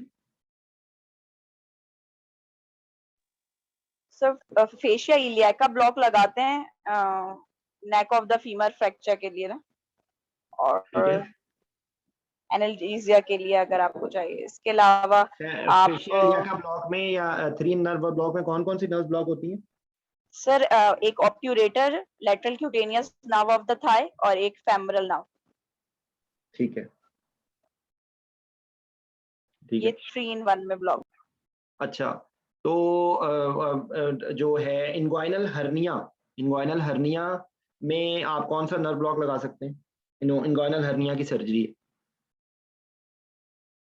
सर इंग्वाइनल हर्निया के लिए ये लगा सकते हैं फेशिया इलियाका, और लेकिन इसके साथ आपको कुछ मेरी बात सुनिए, फेशिया इलियाका ब्लॉक में आइलियो इंग्वाइनल आइलियो हाइपोगैस्ट्रिक नर्व इन्वॉल्व होगी? इलियो इंग्वाइनल जी सर होगी। नहीं होगी। नहीं होगी, ठीक है ना। तो उसके लिए आप टैब ब्लॉक बोलें, या आप उसमें टैब ब्लॉक बोलें, या उसके अंदर आप आइलियो इंग्वाइनल आइलियो हाइपोगैस्ट्रिक नर्व ब्लॉक बताएं, ठीक है। ओके। अच्छा, उसके बाद ऊपर आ जाएं। एक पेशेंट की ये, क्योंकि ये कॉमनली यही सर्जरीज हैं जो होती हैं हिप रिप्लेसमेंट के अंदर, एक नर्व ब्लॉक में कवर नहीं हो सकता। यूजुअली आप फेमरल नर्व ब्लॉक लगाएंगे तो आप मोबिलाइज भी कर सकते हैं, आप आइलियो इंग्वाइनल हाइपोगैस्ट्रिक नर्व ब्लॉक लगा दें साथ, ठीक है। लंबर प्लेक्सिस ब्लॉक के जरिए भी हो जाएगा, स्पाइनल एपिड्यूरल के जरिए भी हो जाएगा, ठीक है। तो ये हैं जो मोटी मोटी हमने ऊपर से लेके नीचे तक, और ध्यान में रखें कि जब टॉर्निके लगाना है तो उसके अंदर lateral femoral cutaneous nerve of thigh और क्या नाम है उसका, फेमरल नर्व, ऑब्ट्यूरेटर नर्व, ये आपकी लोकेशन पे डिपेंड करेगा, ठीक है। यूजुअली आपको लैटरल फेमरल कुटेनियस नर्व को भी ब्लॉक करना पड़ेगा, ठीक है। ऊपर आ जाए, अपेंडिसेक्टमी है। अपेंडिसेक्टमी के लिए क्या कौन सा ब्लॉक लगा सकते हैं? सर टैब ब्लॉक भी लगा सकते हैं, रेक्टस शीट ब्लॉक भी लगा सकते हैं, रेस और coeliac plexus block. Coeliac plexus block नहीं, सीलिक प्लेक्सिस ब्लॉक ये क्या नाम है इसका, इसके लिए अपेंडिसेक्टमी के लिए सर वो पैनक्रियाटाइटिस में लगाते हैं। पैनक्रियाटाइटिस में लगाते हैं। और असल में ये देखें, एक ध्यान में रखें कि एक एक्यूट पेन मैनेजमेंट होती है और एक क्रॉनिक पेन मैनेजमेंट होती है, ठीक है। जो सीलिक प्लेक्सिस ब्लॉक होता है वो यूजुअली क्रॉनिक पेन मैनेजमेंट के लिए यूज किया जाता है, ठीक है। तो एक्यूट पेन मैनेजमेंट में यूजुअली इसका रोल नहीं, हम यहाँ पे इस वक्त एक्यूट पेन की बात कर रहे हैं मेनली ना। सर थ्योरेटिकली तो वो उस एरिया को कवर करता है ना, सीलियक प्लेक्सस जो है हमारा। देखें, आप मुझे एक बात बताइए कि जो अपेंडिक्स है उसकी अपेंडिसेक्टमी, पहले तो इसके अंदर क्वेश्चन अभी इन लोगों ने भी नहीं बोला, वो ये है कि अपेंडिसेक्टमी, क्योंकि हम लोग ओपन है कि लैप्रोस्कोपिक है या ओपन है, तो एक तो बात ये हो गई, ठीक है। तो उसके अंदर तो अगर जो पोर्ट्स होती हैं वो ऊपर तक के लेवल पे जाती हैं तो होता है, लेकिन देखें वो कुछ चीजें ऐसी होती हैं कि जो एग्जाम के अंदर ना आप डिफेंड नहीं कर सकते, ठीक है। तो आपको सीलिक प्लेक्सिस ब्लॉक में आपको हमदर्दाना मशवरा है, कभी भी इसका नाम ना लें। Coeliac plexus block is usually used for cancer pain, usually related to CA pancreas. Acute pain के लिए आपको पता है इसकी कितनी कॉम्प्लिकेशंस होती है? इसको लगाने के लिए जी सर, एक्यूट पेन के में कभी भी यूज नहीं होता, ठीक है। You understand my point? तो अगर आप देखें ना, होता ये अच्छा आप मुझे बताएं, आप वाइवा कैंडिडेट हैं? मैं सर थ्योरी के लिए कैंडिडेट हूँ फिलहाल for the time being. Okay, लेकिन ये है कि आपके कॉन्सेप्ट क्लियर होना चाहिए, ठीक है? ये एक्यूट पेन में यूजुअली सिलिक प्लेक्सिस ब्लॉक का जहां पे जिक्र आएगा ना, तो वो सीए हेड ऑफ पैंक्रियाज का आएगा, ठीक है? तो ये आपका पॉइंट ठीक है, थ्योरेटिकली आपकी बात ठीक है, लेकिन एक्चुअली प्रैक्टिकली नहीं होता ऐसा, ठीक है? क्योंकि होता ये है कि जो पेल्विस की अगर जो सर्जरी होती है ना, उसके लिए हाइपोगैस्ट्रिक प्लेक्सिस ब्लॉक होता है, ठीक है? और जो अपर एब्डोमेन होता है उसके लिए सिलिक प्लेक्सिस होता है, सिंपैथेटिक ब्लॉक, ठीक है? क्योंकि यहाँ पर इसके अंदर मेनली सिंपैथेटिक होता है, विजुअल पेन इससे ज्यादा बेहतर कंट्रोल होती है। ये यहाँ पर सोमैटिक पेन का एलिमेंट ज्यादा होता है, ठीक है? तो सोमैटिक पेन के लिए आपको टैब ब्लॉक, चाहे टैब ब्लॉक जो है ना, या टैब ब्लॉक है या क्वाड्रेटस लंबोरम ब्लॉक है या रेक्टस शीथ ब्लॉक है, इससे मेनली सोमैटिक ब्लॉक होता है, ठीक है? इससे विजुअल ब्लॉक नहीं होता। ये आपको पता होना चाहिए सोमैटिक में और विजुअल की पेन के उस सिस्टम के अंदर, ठीक है? तो अपेंडिक्स के लिए आप टैब ब्लॉक बता दीजिए, आप रेक्टस शीथ ब्लॉक बता दीजिए, सब डिपेंड करेगा कि उसकी क्या आपने इंसियन है, लेप्रोस्कोपिक है या ओपन है। उसके बाद आ जाए कोलिसिस्टेक्टमी। कोलिसिस्टेक्टमी की पेन रिलीफ के लिए ब्लॉक। सर अगेन ये वो डिपेंड करता है कि ओपन कोलिसिस्टेक्टमी हुई है कि लेप्रोस्कोपिक हुई है। अगर लेप्रोस्कोपिक हुई है तो फिर आप रेक्टस शीथ ब्लॉक या फिर टैब ब्लॉक लगाएंगे, क्योंकि वो पोर्ट्स के साइड्स को टैब ब्लॉक बोलेंगे या सब कोस्टल ब्लॉक बोलेंगे। ओके। और अगर ओपन हुई है सर तो उसमें तो फिर इंटरकोस्टल भी लग सकता है, थोरेसिक पैरावर्टिब्रल ब्लॉक भी लग सकता है और एपिड्यूरल भी लग सकता है। एपिड्यूरल भी लग सकता है, एग्जैक्टली। इसमें तो आपको काफी हायर लेवल तक चाहिए होता है ना, ठीक है जी। तो यहाँ पे एक क्वेश्चन है सर, प्रैक्टिकली हमने देखा है पाकिस्तान में कई लोग जो है अपेंडिसेक्टमी स्पाइनल पे भी करवा सकते हैं, तो क्या हम वाइवा में स्पाइनल आंसर दे सकते हैं कि नहीं? अगर आप मैं जवाब दूं सर? हाई स्पाइनल देंगे सर, उसमें पेरिटोन। मैं आपको थोड़ा सा पहले इनको लाइट मोड में आंसर देना चाहता हूँ। अगर आप 15,000 रुपए की फीस दोबारा जमा नहीं कराना चाहते तो ना बोलिएगा। अगर आप 15,000 रुपए की फीस दोबारा जमा कराते हैं तो जरूर बताइएगा वाइवा में। I hope you understand. Peritoneal involvement होती है अपेंडिसाइटिस में, और यू डोंट नो कि वो दे विल ओपन अपेंडिक्स और वो अंदर क्या निकले, और पेरिटोनियल इन्वॉल्वमेंट की वजह से पेन और B10 की लेवल तक इसमें रिक्वायरमेंट होती है। नहीं, एक्चुअली ये बात नहीं है। इसमें बात, इनका जो पॉइंट है वो ये है कि इन्होंने अपेंडिक्स की तो बात ही नहीं कर रहे, ठीक है? कोलिसिस्टेक्टमी की बात कर रहे हैं। कोलिसिस्टेक्टमी भी लोग स्पाइनल में कराते हैं, ठीक है? और मैं भी इस जुर्म में मैं भी शामिल हो चुका हूं जब मैं पाकिस्तान में एज अ रेजिडेंट प्रैक्टिस करता था। हाँ जी, तो ये हो सकता है। एक्चुअली इसमें इशू सिर्फ ये होता है कि आपको T4 तक का ब्लॉक चाहिए, आप करवा सकते हैं, ये ज़हन में रखें बात। और एक इसके अंदर और चीज़ ये होती है कि इसके अंदर आपको पता है वो जो एक जब डायाफ्राम की इन्वॉल्वमेंट होती है उसकी वजह से आपको कौन सी नर्व की ब्लॉक करने की जरूरत होती है, ये क्या प्रॉब्लम होती है डायाफ्राम की वजह से? सर रेफर पेन होता है शोल्डर की तरफ, शोल्डर टिप पेन होता है, ठीक है? वो फ्रेनिक नर्व की वजह से होता है, ठीक है? तो वो आप कैसे कवर करेंगे इसके अंदर, ठीक है? और दूसरी बात ये होती है कि पेरिटोनियम की इन्वॉल्वमेंट की वजह से पेशेंट उनका, लेकिन नहीं तो थ्रेटिकली हो सकता है। थ्रेटिकली ये आप करवाया जा सकता है। एपिड्यूरल में आप करवा सकते हैं, एपिड्यूरल में आप लेप्रोस्कोपिक सर्जरी भी करवा सकते हैं, ठीक है? तो ये वो नहीं है, मतलब it's not a wrong answer, लेकिन क्योंकि प्रैक्टिकली जो है ना इसको डिफेंड करना मुश्किल हो जाएगा। तो आप वो साकिब किधर गए? जी साकिब, आपको I hope you understand my point of view, okay? क्योंकि वाइवे में ना देखें, वाइवे के लिए आपको मैं अभी से एक बात बता रहा हूँ, वाइवे में आपने ये बात को कोई करके तो दिखाना नहीं है, आपने वहां पर वो चीज बोलेंगे जो आप डिफेंड कर सकते हैं। वाइवे के लिए थ्योरी की बात होती है। थ्योरेटिकली जो होता है, थ्योरेटिकली भी एमसीक्यू के रेफरेंस है, क्योंकि अब आप लोगों को एमसीक्यू देने, तो ज़हन में रखेंगे बात के आपने ये ना देखें कि बाकी चीजें गलत हैं या नहीं, आपने देखना कि सबसे बेस्ट कौन सा है। यानी कि इसकी मैंने सुबह एक मैसेज को रिकॉर्ड करके भेजा था कि एक आपके सामने मैंने सुना था वो वाली बात याद रखें कि ये नहीं है कि आप बाकियों को बचाना जरूरी नहीं है, चक्कर ये कि आप सिर्फ एक को बचा सकते हैं। तो आंसर उसके अंदर you have to choose the best, आप ये देखिए कि सबसे पहले कौन सा काम करने वाला है, सबसे बेहतरीन चीज कौन सी है। तो ये बात है, ठीक है जी। आयशा आप कुछ कह रही थी? सर ये जब अपेंडिक्स में हम T10 के लेवल को अचीव करना होता है, अगर अपेंडिक्स थोड़ी कॉम्प्लिकेटेड हो, तो इसलिए मेरा ख्याल है कि अगर स्पाइनल लगाएंगे तो उसमें बहुत हाई आना पड़ेगा। देखिए इस तरह की गलत आंसर ना दें प्लीज। इस तरह का अगर आप मुझे बताएं सिजेरियन सेक्शन के लिए कौन सा लेवल चाहिए होता है? सर T6 T6 नहीं चाहिए होता, वहां के लिए भी T4 T4 वहां पर भी T4 चाहिए होता है भाई।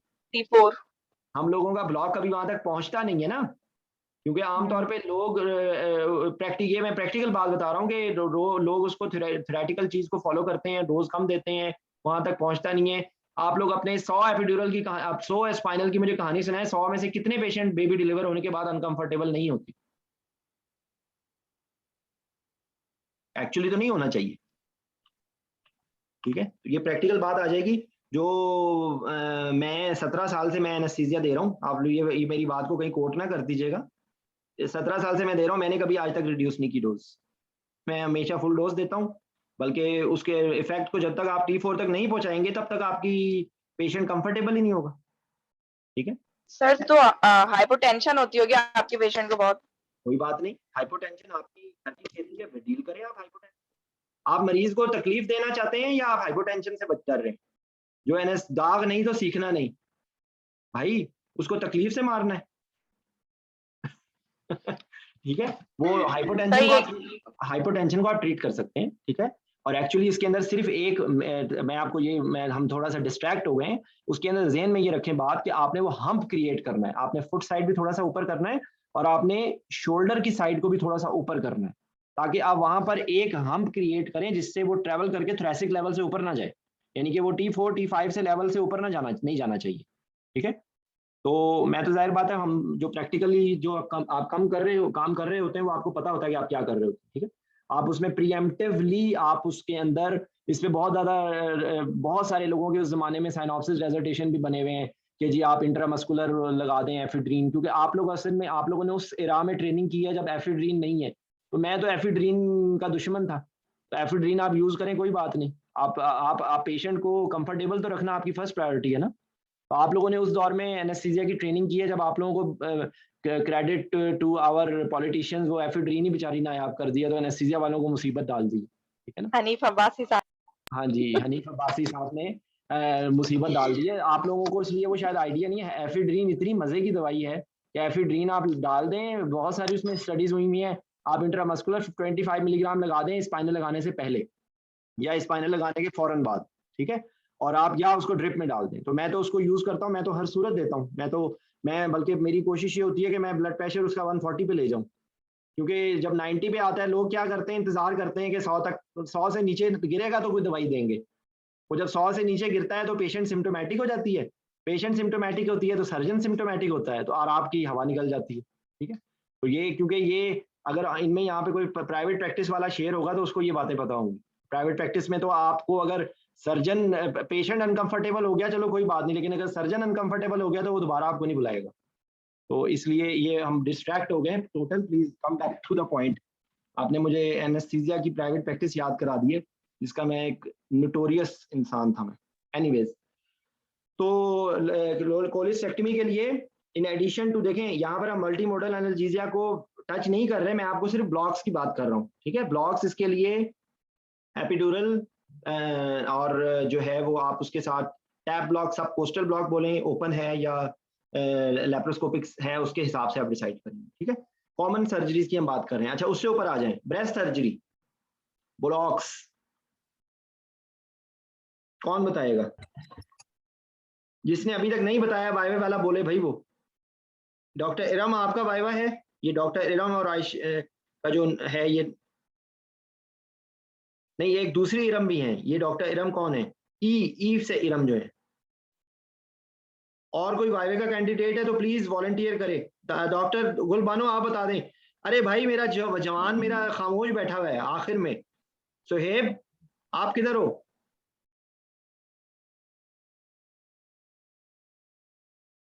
सर वो केस करा रहा था इस वजह से। अच्छा चलो बता दो, शाबाश। ब्रेस्ट सर्जरी के लिए क्या क्या ऑप्शंस होंगी?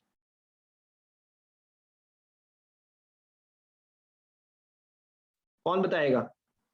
सर इसका नहीं पता। ब्रेस्ट अतीक आप बता दें। सर थोरेसिक एपिड्यूरल लगाते हैं हम इसमें। और इसके अलावा? Sir pectoral block, pecs 1, pecs 2, paravertebral block, serratus anterior block, erector spinae block sir, erector spinae block. Erector spinae block के अंदर कैथेटर भी आप डालते हैं, ठीक है। और ये जो सारे ब्लॉक्स के हमने नाम लिए हैं, ये सारे जो हैं कौन से ब्लॉक हैं? इनको क्या कहा जाता है? कंपार्टमेंट ब्लॉक, ठीक है। अच्छा डोमिनल ब्लॉक कहेंगे, कंपार्टमेंट डोमिनल कंपार्टमेंट ब्लॉक, ठीक है। आई एम सॉरी जी Atiq sir, abdominal compartment block सही आपने बताया। नहीं, एब्डोमिनल नहीं, कंपार्टमेंट ब्लॉक्स है ना, ये तो थोरेसिक कंपार्टमेंट है ना। ये या थोरेसिक कंपार्टमेंट में है या पीछे पैरावर्टिब्रल एरिया में कंपार्टमेंट, तो उसको कंपार्टमेंट ब्लॉक कहें आप, उसको एब्डोमिनल और उसमें ना मिक्स करें, ठीक है। कंपार्टमेंट ब्लॉक है। अच्छा लग सकता है। आई एम सॉरी,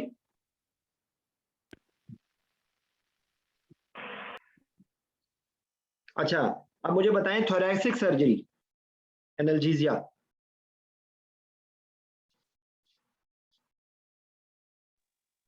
इसमें भी सर वही थोरेसिक एपिड्यूरल होगा, पैरावर्टिब्रल होगा और इरेक्टर स्पाइनी। ओके, और एपिड्यूरल होगा, थोरेसिक एपिड्यूरल।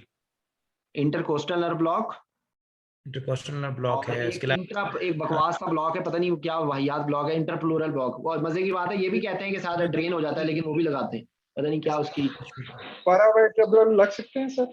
जी बिल्कुल पैरावर्टिब्रल लगता है, ठीक है। और इसके अलावा सर पीछे वो इरेक्टर स्पाइनी भी लगा सकते हैं, इरेक्टर स्पाइनी भी लग सकता है, ठीक है। और इसके अंदर जो इसके स्पेसिफिकली इसके अंदर ध्यान में रखें कि एक, अब यहाँ पर मैं थोड़ा सा आप लोगों को दूसरी रन देगा, व्हाट आर द, ये कौन जवाब देगा? ये जिसने अभी तक जवाब नहीं दिया है। नुसरत कहाँ है? नुसरत भी चली गई है। अच्छा, what are the harmful effects of pain? Sir इसका मेरे पास पूरा पैकेज है, अगर आप कहें तो मैं, what are the clinical effects of pain, और उसमें सिस्टमैटिक। आप उसको छोड़ें, देखें आपने वो गलती दोबारा रिपीट नहीं करनी, आप मुझे बताएं जो बोलना है।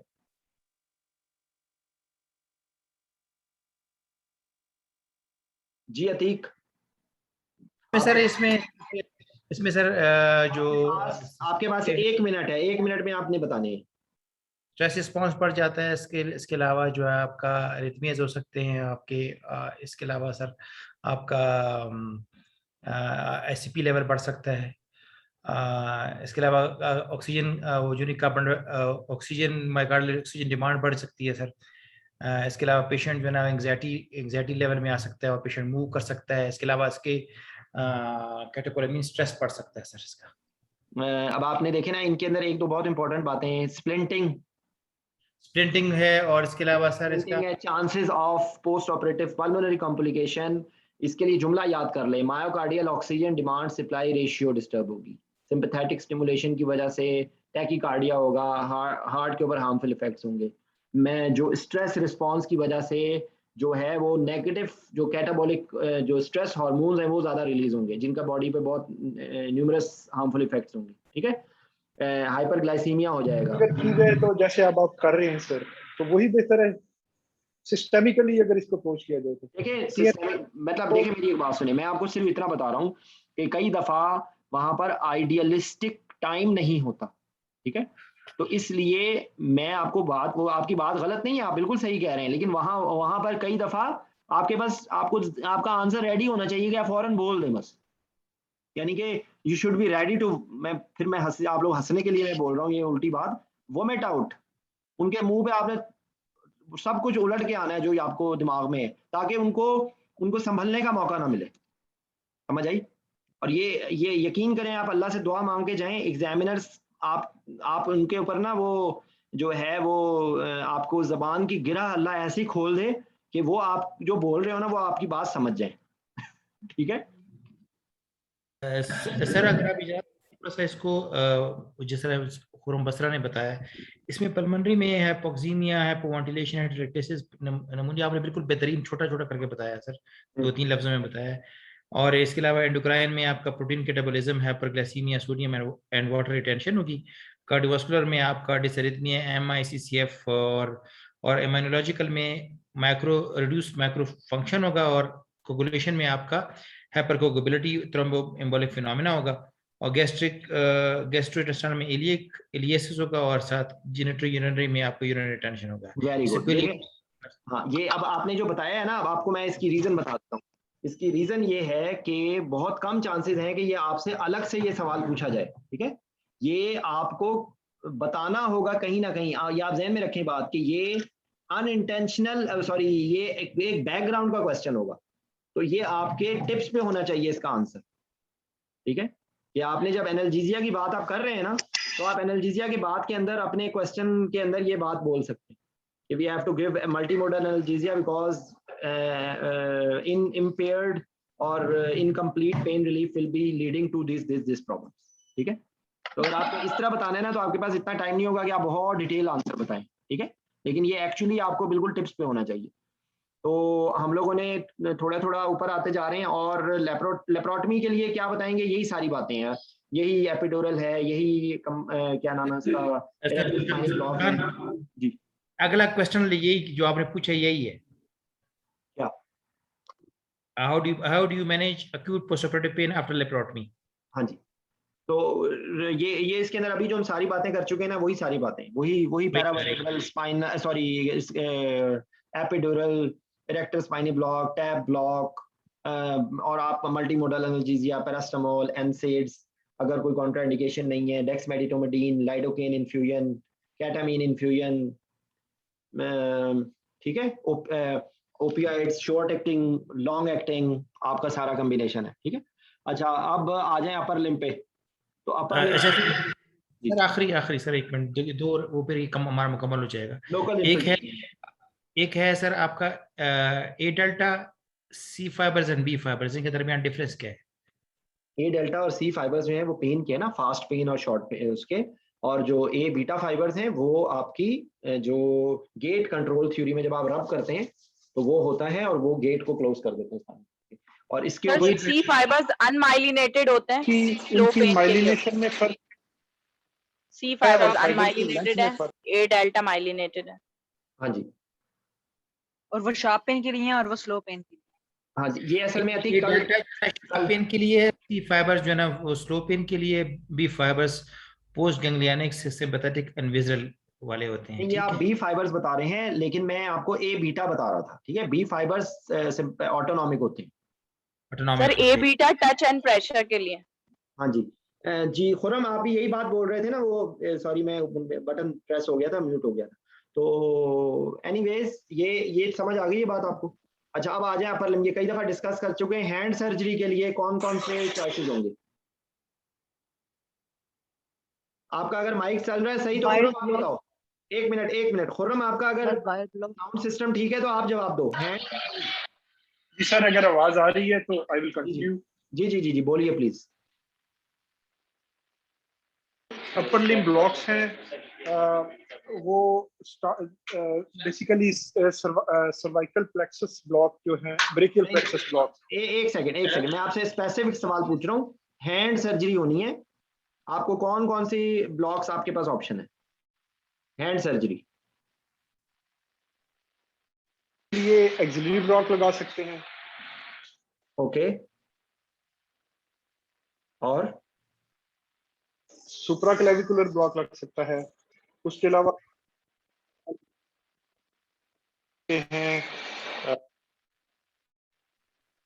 अनफॉर्चुनेटली आपकी आवाज नहीं आ रही है। अच्छा, इसमें रिस्ट ब्लॉक है और बायर ब्लॉक है। अच्छा, एक सेकंड जरा आप मुझे ये बताइए आयशा कि रिस्ट ब्लॉक अगर आप लगाएंगे तो हैंड सर्जरी में कोई चीज प्रॉब्लम आ सकती है आपको? फिर भी रिस्ट ब्लॉक सिर्फ लगाने से जी सर आएगी, उसके जो हमारे पास रेडियल नर्व आ जाती है उसकी एरिया कवर नहीं होगा। नहीं साकिब, ये आंसर नहीं है। रिस्ट ब्लॉक में तो आप पूरी सारी नर्व्स रिस्ट ब्लॉक में नर्व्स कौन कौन सी ब्लॉक करते हैं? सर मीडियन, अल्नर और रेडियल का सेंसरी पोर्शन होता है। एक minute, I might be wrong. देखें मैं थोड़ा सा, हम क्योंकि मैं टाइम थोड़ा रह गया है, मैं काफी सारी चीजें रह गई हैं, आपको मैं स्पेसिफिक, देखें मेरी बात सुने, आप आंसर को पिक करने की कोशिश करें। जब भी कोई भी ब्लॉक है तो आपको कोई भी सर्जरी है, क्या टॉर्निके का एक कहानी होती है कि नहीं होती? अभी लोअर लिम्ब में बात करके हटे, फिर भूल गए आप लोग। अगर टॉर्निके लगाएंगे आयशा तो रिस्ट ब्लॉक में होगी सर्जरी हैंड की? जी ठीक है। और मुझे एक बात बताएं, टॉर्निके इफेक्टिवली ज्यादा आर्म पे लगाया जाता है या फोर आर्म पे लगाया जाता है? जल्दी से बताएं, कोई और ना बोले। Arm arm arm. क्यों फोर आर्म पे क्यों नहीं लगाया जाता? सर आर्म पे लगाते हैं, फोर आर्म पे नहीं लगाते। वजह बताइए ना, ये तो मुझे भी, मैं आंसर मैंने गलत थोड़ी कहा है, रीजन बताइए ना। सर कोलेटरल वेसल्स, आमतौर पे इसके अंदर जो प्रेस होती है वो कहाँ पर प्रेस होती है वेसल? सर ये एंकल पे और रिस्ट पे। नहीं नहीं नहीं, आप लोग देखें, असल में मैं कई दफा ना, मैं इस चीज को इसलिए अफसोस और दुख के साथ, ये तकलीफ के साथ कहता हूँ, क्योंकि आप मेजॉरिटी, मैं आपको देखें, फिर मैं ये कह रहा हूँ कि मेरा कोई मकसद किसी को भी एम्बेरस करना नहीं है। मेरा मकसद सिर्फ ये है कि आप लोगों को ये सोचना चाहिए कि हम अपनी आने वाली नस्लों को क्या दे रहे हैं, या आने वाले जूनियर्स के लिए आप क्या प्रेसिडेंट सेट कर रहे हैं। तो अनफॉर्चुनेटली कभी भी आप लोग समझ के नहीं पढ़ते, आप लोग किताबों को रट्टे मारते हैं। तो किताबें रट्टे मार के 5वीं क्लास पास होती है, एक प्रोफेशनल इम्तहान पास होने में प्रॉब्लम होती है। इसमें प्रॉब्लम ये होती है कि ये जब भी टॉर्निके लगाया जाता है तो एक्चुअली आर्टरी को ब्लॉक किया जाता है, ठीक है? तो आर्टरी को कैसे ब्लॉक किया जाएगा? सर पीछे ब्रेकियल आर्टरी है, ये सिंगल आर्टरी कंप्रेस होती है, आगे इसकी बाइफरकेशन हो जाती है, रेडियल और एनुअल में डिवाइड हो जाती है। नहीं खुरम, असल में आई एम सॉरी, रियली सॉरी, आपकी आवाज का बहुत मसला खराब है। बेसिकली देखें, उसमें आपने बोन के अगेंस्ट उसको प्रेस करना होता है, ठीक है? तो नीचे यहाँ पर तो एक से ज्यादा आर्टरीज होती हैं और 2 बोन्स होती हैं, तो उसके अंदर वो नहीं आप इफेक्ट हासिल कर सकते, ठीक है? ये एक बहुत बड़ी रीजन होती है। समझ आ गई बात? और तो इसलिए आपने जो आर्म में लगाना होता है, तो अपर लिम्ब के जैसे हम लगे, लोअर लिम्ब में मैंने आपको बताया था कि आपको लोअर लिम्ब के टॉर्निके के लिए आपको lateral femoral cutaneous nerve of thigh, sciatic nerve, femoral nerve और ऑब्चुरेटर नर्व, चारों आपकी ब्लॉक होंगी। इसी तरीके से अपर लिम्ब में टॉर्निके के लिए आयशा, आप कौन कौन सी नर्व आपको मैंडेटरी है ब्लॉक होनी?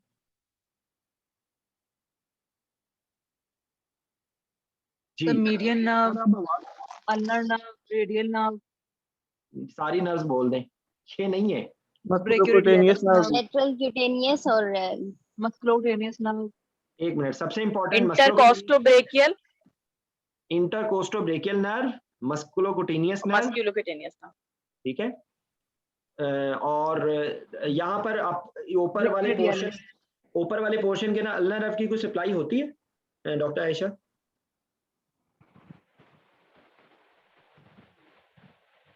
नहीं होती सर, ये बाइसेप्स को होती है शायद। नहीं, बाइसेप की तो मस्कुलोक्यूटेनियस होती है। हाँ जी सर, ठीक है, रेडियल से ब्रांच है वो, ठीक है? तो जो पोस्टीरियर पार्ट होती है वहां पर रेडियल की कुछ सप्लाई शायद आती है, लेकिन मेरा ख्याल है कि ऊपर के लिए ना आपको टॉर्निके के लिए musculocutaneous nerve, intercostobrachial nerve, medial cutaneous nerve of arm, ठीक है? तो इसलिए आपको जब एक्सिलरी नर्व ब्लॉक भी आपने लगा लिया है, तो उसके बाद आपको क्रैकोब्रेकियालिस के अंदर आपको मस्कुलोक्यूटेनियस नर्व को ब्लॉक करना पड़ेगा, ठीक है? तो आपने जब भी ये कोई भी सर्जरी का बताना है, तो आपके दिमाग के अंदर ये क्लियर होना चाहिए कॉन्सेप्ट, हैंड सर्जरी है या फुट सर्जरी है, टॉर्निके के एरिया को भी कवर करना है, ठीक है? और कई दफा या आपने एक्सिलरी नर्व ब्लॉक लगाई है, आपने मस्कुलोक्यूटेनियस नर्व ब्लॉक नहीं की, तो आपका वो ब्लॉक यूजलेस है, क्योंकि आपने जब तक वो मस्कुलो, इसलिए अगर कोई मेरे से पूछे तो मेरा वोट सुप्राक्लेविकुलर का ही होगा। एक्सिलरी ब्लॉक को मैं आपको प्रैक्टिकली, थ्योरेटिकली तो आप लोग आंसर देंगे इसका यही एक्सिलरी, लेकिन actually practically speaking axillary block जो है वो एक तो अवेक पेशेंट के अंदर एक्सिलरी ब्लॉक लगाना बहुत इसलिए प्रॉब्लमेटिक होता है कि उसके अंदर नीडल की हैंडलिंग बहुत ज्यादा होती है। सुप्राक्लेविकुलर के अंदर आप वहां पर कंसंट्रेटेड होता है, सुपरफिशियल होता है, आप थोड़ी सी नीडल अंदर लेके जाएं, उस पाथ में आप लोकल लगाएं और आप ब्लॉक लगा लें। एक्सिलरी के लिए आपको 3 डायरेक्शन में मूव करना पड़ता है, फिर आपको मसल के अंदर घुसाना पड़ता है। तो एक्चुअली इट्स अ कॉम्बरसम। फर्क सिर्फ ये है कि अगर इमीडिएट इफेक्ट चाहिए तो सुप्राक्लेविकुलर में यहाँ पर पेनिट्रेट करने में ज्यादा टाइम लगेगा, वहां पर क्योंकि इंडिविजुअल नर्व्स हैं तो वो जल्दी ब्लॉक होंगे। ठीक है, ये आप इसका ज़हन में रखें, ये मैंने कुछ प्रैक्टिकल बात आपको बता दी। ठीक है, अच्छा फोर आर्म उसके लिए सबके लिए बेस्ट जो है वो सुप्राक्लेविकुलर है, उसमें सारा कवर हो जाता है। शोल्डर के लिए, शोल्डर सर्जरी के लिए कौन कौन सी नर्व्स को ब्लॉक करना जरूरी होता है?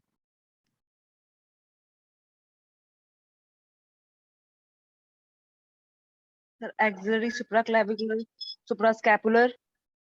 यानी कि इसके आंसर में आप ये बोलें कि आपने जो अपर रूट्स होती है ना वो होती हैं, साथ इसके अंदर आपको सर्वाइकल प्लेक्सिस की भी नर्व्स को ब्लॉक करना होता है। ठीक है, इन एडिशन टू इंटरस्कैलेनी आपको हो सकता है कि जो है सर्वाइकल प्लेक्सिस की भी आपको ब्रांचेस को ब्लॉक करना पड़े। ठीक है, ये इसका है आंसर।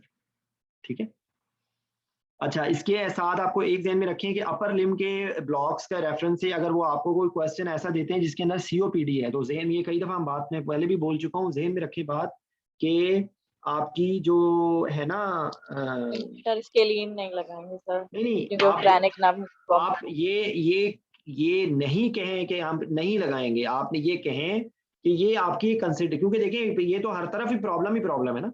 आप इंटरस्केलिन लगाएं तो भी प्रॉब्लम है, आप स्पाइनल एपिड्यूरल लगाएं या आप उसको जीए दें तो भी प्रॉब्लम है, या आप कोई ऐसी सर्जरी है जिसमें आप लोअर लिम्ब के कोई ब्लॉक्स लगा रहे हैं, मतलब लाइक कि लोअर लिम्ब की सर्जरी करवानी है आपने, उसमें आप उसको स्पाइनल एपिड्यूरल लगाना चाहते हैं तो उसके अंदर भी यही प्रॉब्लम है। ठीक है, ये जो थोरेसिक, यहाँ पर तो फ्रेनिक नर्व की प्रॉब्लम है, वहां पर इंटरकोस्टल मसल्स की प्रॉब्लम है, क्योंकि ये डिपेंडेंट है पेशेंट। नॉर्मल पेशेंट जो है शायद वो उसको उतनी जरूरत नहीं होगी, लेकिन इस पेशेंट के अंदर आपको इस चीज का ख्याल रखना है। ठीक है, तो ये इसके अंदर पॉइंट है।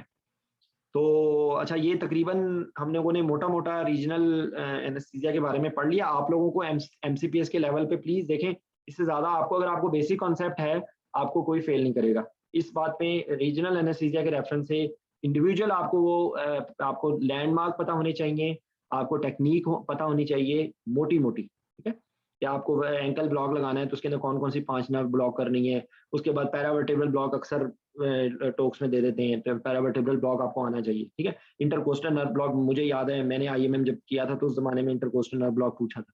ठीक है, और इसकी जो है एंजाइटी में मैं आपको एक और बताऊंगा तो आप हंसेंगे कि मैं इंटरकोस्टल नर्व ब्लॉक वो उन्होंने बोला था और मुझे इंटरस्कैलिनी की आवाज आ गई थी और मैं इंटरस्कैलिनी बताना शुरू कर दिया था, तो उसने कहा कि I think we are talking about inter, ये मैं ईडीए की बात आपको बता रहा हूँ। एनीवेज, ये वहां पर अपने नर्व्स को काबू में रखना है। ठीक है, ये डॉक्टर ज़िशान एक चीज मैं सर पूछना चाहूंगा, ये जो है सीआरपीएस जो है इसके ऊपर थोड़ा सा आपसे गाइडेंस लेना चाहूंगा, उसके बारे में थोड़ा सा आप कमेंट कर दें। जी अभी हम पेन के ऊपर आ रहे हैं, सिर्फ 1 मिनट रुक जाए। पेन के ऊपर आ रहे हैं, तो ये रीजनल के बारे में आपको, अगर आपको कोई ब्लॉक पूछे तो आपने प्रिपरेशन, इसमें आपके नंबर होंगे, टोक्स के रेफरेंस से मैं आपको बता रहा हूँ, कंसेंट का नंबर होगा, प्रिपरेशन का नंबर होगा, टॉक्सिक डोज का नंबर होगा, सारी चीजें। उसके बाद आप लैंडमार्क, अगर आपको लैंडमार्क भी भूल जाएगा तो भी आपका स्टेशन पास हो सकता है, ये ज़हन में रखें बात, परेशान होने की जरूरत नहीं है, क्योंकि 2-3 नंबर तो आपको मिल जाएंगे। अगर आपने कंसेंट का नाम ले लिया है, वो स्लिम रैग का फार्मूला है, स्लिम रैग, SLIMRAG, ये मैं जिसमें टाइम नहीं जाया करता, मैं आपको लिख के भेज दूंगा, स्लिम रैग, किसी को आता होगा वो ग्रुप में लिख देना। ठीक है, वो आपको प्रिपरेशन, आपको नंबर मिल जाएंगे उसके। मोटा मोटा लैंडमार्क, कोई ऐसी चीज नहीं होगी कि आपको ना, अगर आपको कोई ऐसा ब्लॉक आ जाए तो आपने अपने होश आवाज नहीं खो देने। ठीक है, आपने अपने आप को मेथोडिकल रखना है। उन्होंने उसके अंदर वो सारी चीजें आप करेंगे, उसके उतने नंबर आपको मिल जाएंगे। ठीक है, आपको जो मोटा मोटा आता है अल्ट्रासाउंड, यूजुअली अल्ट्रासाउंड से लगता है, लैंडमार्क टेक्निक से लगता है, या नर्व स्टिमुलेटर से लगता है। ठीक है, तो आपको उसके एंड पॉइंट्स पता होने चाहिए। एंड पॉइंट्स का मतलब है कि अल्ट्रासाउंड में आपको क्या नजर आएगा, नर्व स्टिमुलेटर यूज कर रहे हैं तो आपको कौन सी कॉन्ट्रैक्शन आएगी तो आप कहेंगे कि ये सही है। ठीक है, और उसके बाद इमीडिएट कॉम्प्लिकेशंस क्या हो सकती हैं, और डिलेड कॉम्प्लिकेशंस क्या हो सकती है। इमीडिएट कॉम्प्लिकेशन इंट्रावेस्कुलर होगी, हेमरेज होगा, इन्फेक्शन लोग बोलना शुरू कर देंगे, इन्फेक्शन तो फौरन तो नहीं होगा ना, इन्फेक्शन तो बाद में होगा, ठीक है। इनकम्प्लीट हो सकता है, नर्व इंजरी भी डिलेड होगी, फौरी तौर पे तो नहीं होगी ना, आपको फौरी तौर पे तो नहीं पता चलेगा। और जाना था चीन, पहुंच गया जापान, एक्स्ट्रा जो गलत जगह पे चला गया है, सब रेकनाइट चला गया है, या वर्टेब्रल आर्टरी के अंदर इंट्रावेस्कुलर आपने दे दिया है, या एपिड्यूरल में चला गया है, जो ऊपर वाले ब्लॉक्स हैं, जो इंटरस्कैलिनी है, न्यूमोथोरेक्स आपने कर दिया है, ये फौरी तौर पे हो जाएगा। न्यूमोथोरेक्स अगर आपने बड़ी मोटी नीडल से कर दिया है तो आपका उस वक्त उसको आपको अगर कोई पेशेंट डिपेंडेंट है तो वो उसी वक्त भी इफेक्ट आ सकता है। वैसे तो वो भी हो सकता है डिलेड हो जाए, एक नॉर्मल पेशेंट में हो सकता है इसका भी इफेक्ट आपको थोड़ी देर में पता चले जब तक उसके हों, लेकिन ये इमीडिएट भी हो सकता है, ठीक। तो ये नर्व ब्लॉक्स के रेफरेंस से ये बात है। अब आ जाए पेन। तो पेन के बारे में मैं कोशिश, क्योंकि मेरा ख्याल है कि पेन के लिए हमें कल का टाइम भी लेना पड़ेगा, लेकिन कुछ बातें करते हैं। देखिए पेन के बारे में वो आपसे 4-5 जो टर्मिनोलॉजीज है पहले आपको पता होनी चाहिए। वो एक लिस्ट है, एलोडाइनिया क्या होता है, हाइपरेस्थीसिया क्या होता है, हाइपोएस्थीसिया क्या होता है, ये आपसे पूछ सकते हैं। एनेस्थीसिया, डोलोरोजा क्या होता है, ये कोई 8-10 टर्मिनोलॉजीज हैं, आसान है, मुश्किल नहीं है। हाइपो में का मतलब है कम हो गई है, डिस का मतलब है डिसरेगुलेटेड हो गई है, पैरेस्थीसिया मतलब पेनफुल सेंसेशन है, ठीक है। और वो एनेस्थीसिया डोलोरोजा कहते हैं कि जहाँ पे सेंसेशन ही नहीं है वहां पर पेन हो रही है। और एक और भी होती है जो हाथ लगाओ तो पेन होती है, वो कौन सा होता है, वो कौन सी होती है भाई? हाइपरेस्थीसिया नहीं, हाइपरेस्थीसिया नहीं, कि वो पेनफुल सेंसेशन को एलोडाइनिया सर, एलोडाइनिया होता है, ठीक है। एलोडाइनिया होता है कि वो पेनफुल नहीं होता, नॉन पेनफुल स्टिमुलस को हाथ लगाया तो कहें कि तुमने मेरी चुटकी काटी है, ठीक है। तो ये चीज है। फिर उसके बाद जो है ना, या तो सोमैटिक पेन होती है या विजरल पेन होती है, एक्यूट पेन होती है या क्रॉनिक पेन होती है, नॉसिसेप्टिव पेन होती है या न्यूरोपैथिक पेन होती है, ठीक है। तो ये जो जितनी कहानी है ना, न्यूरोपैथिक पेन में आपसे एक CRPS पूछ सकते हैं, फैंटम लिम्ब पेन्स पूछ सकते हैं, ट्राइजेमिनल न्यूरल्जिया पूछ सकते हैं, पोस्ट हर्पिटिक न्यूरल्जिया पूछ सकते हैं, ठीक है। ये मेनली ये 4-5 टॉपिक्स हैं जो आपको आने चाहिए। उसके अंदर आप जहन में रखें बात ये कि क्योंकि 4 मिनट का बात है तो आपसे वो जो सवाल पूछेंगे वो आप जहन में रखें जी। तो हसन भाई देखें इसके अंदर बेसिकली तो CRPS है ना, बेसिकली आपको कोई अगर आप भूल भी आता है ना, ये न्यूरोपैथिक पेन है। पहली तो बात ये हो गई कि it is related to dysregulation of nervous system, ठीक है। ये नॉर्मल पेन नहीं होती, यानी कि नॉर्मल कोर्स से हट के होती है। तो एक तो बात ये हो गई। दूसरी बात ये है कि इसके अंदर कुछ जो है ना वेजोमोटर कंपोनेंट होता है, इसके अंदर कुछ, इसके अंदर जो है वो सिंपैथेटिक नर्वस सिस्टम की इन्वॉल्वमेंट होती है, ठीक है। किसी को आता है तो बताइए जरा। सर ये actually chronic regional pain syndrome is a neuropathic pain with significant autonomic involvement, और इसके 2 टाइप्स होते हैं। एक CPRS 1 होता है जिसको रिफ्लेक्स सिंपैथेटिक। CRPS 1 और 2 से पहले आप मुझे बताएं कि इसका डायग्नोस्टिक क्राइटेरिया क्या होता है? सर ये क्लिनिकल डायग्नोसिस बनता है on the basis of history. Okay. और लाइक CRPS 1 जो रिफ्लेक्स सिंपैथेटिक डिस्ट्रोफी भी जिसे हम कहते हैं, उसमें कोई ट्रॉमा की हिस्ट्री होती है और पेशेंट जो पेन बताता है उसमें उसकी ट्रोफिक चेंजेस होती हैं, सूडोमोटर और ऑटोनॉमिक चेंजेस आ रही होती हैं, और the pain is very severe than the primary cause. और जो CPRS 2 होता है उसको हम कहते हैं कॉजेल्जिया, उसमें there is a history of nerve damage. अच्छा देखिए मैं आपको बता, देखिए मैं जो बताना चाह रहा था ना, ये CRPS 1 और 2 का तो डिफरेंस आपने बता दिया ना, लेकिन जो डायग्नोसिस है वो आपसे पूछेंगे, वो बुदापेस्ट क्राइटेरिया है, वो किसी को आता है? सर बुदापेस्ट क्राइटेरिया में 4 किस्म की चीजें होती हैं। एक तो सर सूडोमोटर चेंजेस होते हैं, ट्रॉफिक चेंजेस होते हैं, इसके अलावा जो है ना वो वेस्कुलर चेंजेस होते हैं, कलर टेम्परेचर वगैरह, और एलोडीनिया होता है सर। ठीक है, तो उसमें बेसिकली वो जो है ना वो आपको आना चाहिए, ठीक है। जो बुदापेस्ट क्राइटेरिया है वो आप एक दफा पढ़ लें, क्योंकि वो रट्टे वाली चीजें मुझे वो इस वक्त दिमाग से उसके वो फीचर्स निकल गए हैं। उसके अंदर एक वेजोमोटर होता है, सेंसरी होता है, मोटर होता है, 3 होती हैं, और उसको कहते हैं कि एक उसमें से सिम्टम हो, ठीक है, पता नहीं 2 उसमें से सिम्टम्स होते हैं या दो साइंस होते हैं, ठीक है ना। एक मैं भिजवा रहा हूँ ग्रुप में, मैं इसके अंदर होता है कि एटलीस्ट मैंने खोल लिया ये ना। तो बेसिकली देखें, पहली तो बात ये हो गई डायग्नोस्टिक क्राइटेरिया कि ये कॉन्टिन्यूइंग पेन होती है विच इज डिसप्रोपोर्शनेट होती है, पहली बात हो गई, ठीक है। तो न्यूरोपैथिक इन्वॉल्वमेंट हो गई। दूसरे इसके अंदर एक सेंसरी पोर्शन होता है, विजोमोटर होता है, ठीक है, मोटर होता है और सूडोमोटर होता है, ठीक है। तो जो सेंसरी है वहां पर कोई भी एबनॉर्मल सेंसेशन हो सकती है, हाइपरेस्थीसिया होगा, एलोडाइनिया होगा, कोई भी चीज हो सकती है, ठीक है। जो वेजोमोटर होता है, वेजोमोटर का से क्या होता है, वेजोमोटर में क्या चीज होती है, टेम्परेचर की एसिमेट्री होती है, एक जगह गर्म होगी एक जगह ठंडी होगी, ठीक है, वो जगह टेम्परेचर की चेंजेस। उसके बाद सूडोमोटर का क्या होता है, उस वहां पर एडीमा हो जाएगा, एडीमा होगा या स्वेटिंग बढ़ भी सकती है या स्वेटिंग एबनॉर्मल नहीं भी हो सकती, एब्सेंस ऑफ स्वेटिंग हो सकती है या बहुत ज्यादा स्वेटिंग हो सकती है, ठीक है। और उसके बाद जो होता है मोटर डिस्फंक्शन होता है, ठीक है। मोटर, बोन, हेयर, नेल, सारी चीजों की इन्वॉल्वमेंट हो सकती है, ठीक है। वो उसका जो क्राइटेरिया है ना वो ये कहता है कि जो है ना 1 सिम्टम हो फ्रॉम 3 आउट ऑफ 4 कैटेगरीज, ठीक है, ठीक है। ये आप उसको मतलब बेसिक कॉन्सेप्ट आपको समझ आ गई ये बात?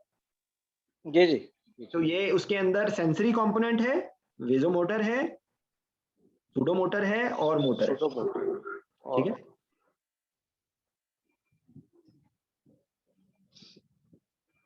ठीक है, तो ये होती है उसकी। अच्छा, इसकी मैनेजमेंट कैसे करते हैं?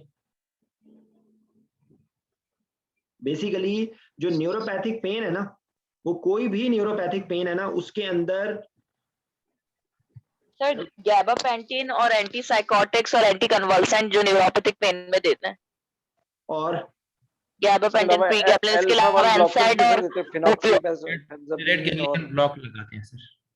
असल में देखें, एक बंदा बोलेगा ना तो वो बात समझ आएगी, इतने सारे लोग बोलेंगे तो किसी की भी समझ नहीं आएगी। कौन बोलेगा? जी जी, खुरम बोले। सर जैसे मैडम ने बताया, असल में खुरम, आई विश कि आपका साउंड सिस्टम बेहतर होता तो मैं आपसे बहुत सारे सवाल पूछता। अब मसला ये है कि आपकी आवाज आ ही नहीं रही है, मैं क्या करूं, मुझे बताएं। कोई और बोले भाई प्लीज। जी हसन भाई बताइए। सर इसमें ये है कि एक तो ये है कि हम सिंपैथेटिक ब्लॉक करेंगे इसके, और दूसरा है हम इसको टेंस है, उसके अलावा जो है ड्रग्स में ये आ गई, हम गैबापेंटिन वगैरह देंगे, अल्फा 1 ब्लॉकर, फिनॉक्सीबेंजामीन वगैरह देंगे। बेसिकली इसके अंदर देखें जो न्यूरोपैथिक पेन है ना, जनरली न्यूरोपैथिक पेन के अंदर एंटी डिप्रेसेंट्स भी यूज होते हैं, एंटी एपिलेप्टिक्स भी यूज होते हैं। जो गाबापेंटिन है वो एंटी एपिलेप्टिक है। जो आपका कार्बामेज़ेपिन है या जो ऑटोनॉमिक न्यूरोपैथी होती है डायबिटिक, उसके लिए डोलॉक्सिटिन यूज होती है, ठीक है। ट्राइजेमिनल न्यूरल्जिया है, उसके लिए कार्बामेज़ेपिन यूज होती है, ठीक है।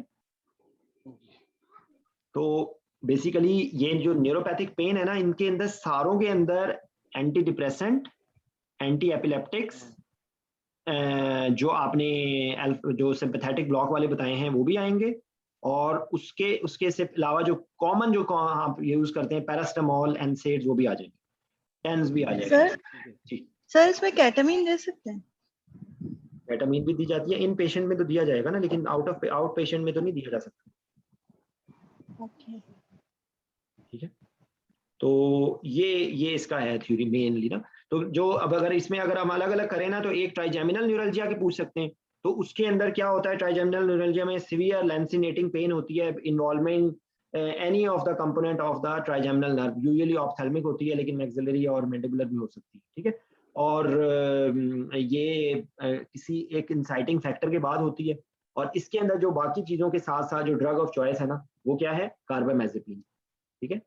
और इसके अंदर एंड पे जाके इवन उसको एब्लेशन करना पड़ेगा, एब्लेशन भी हो सकती है, क्रायोएनर्जी भी, इसके अंदर सारी चीजें। ये एक ध्यान में रखें, कोई भी अगर न्यूरोपैथिक पेन आ गई है तो आप अपना टेंशन नहीं लेनी। न्यूरोपैथिक पेन में एक्चुअली आपके लिए मामला आसान हो गया, क्योंकि न्यूरोपैथिक पेन के अंदर आप सारी बातें बता दें, क्योंकि जो कुछ बताएंगे वो सब सही। ठीक है, सिर्फ आपने तरतीब से उसको बताना है, आपको पता हो कि आप क्या बोल रहे हैं।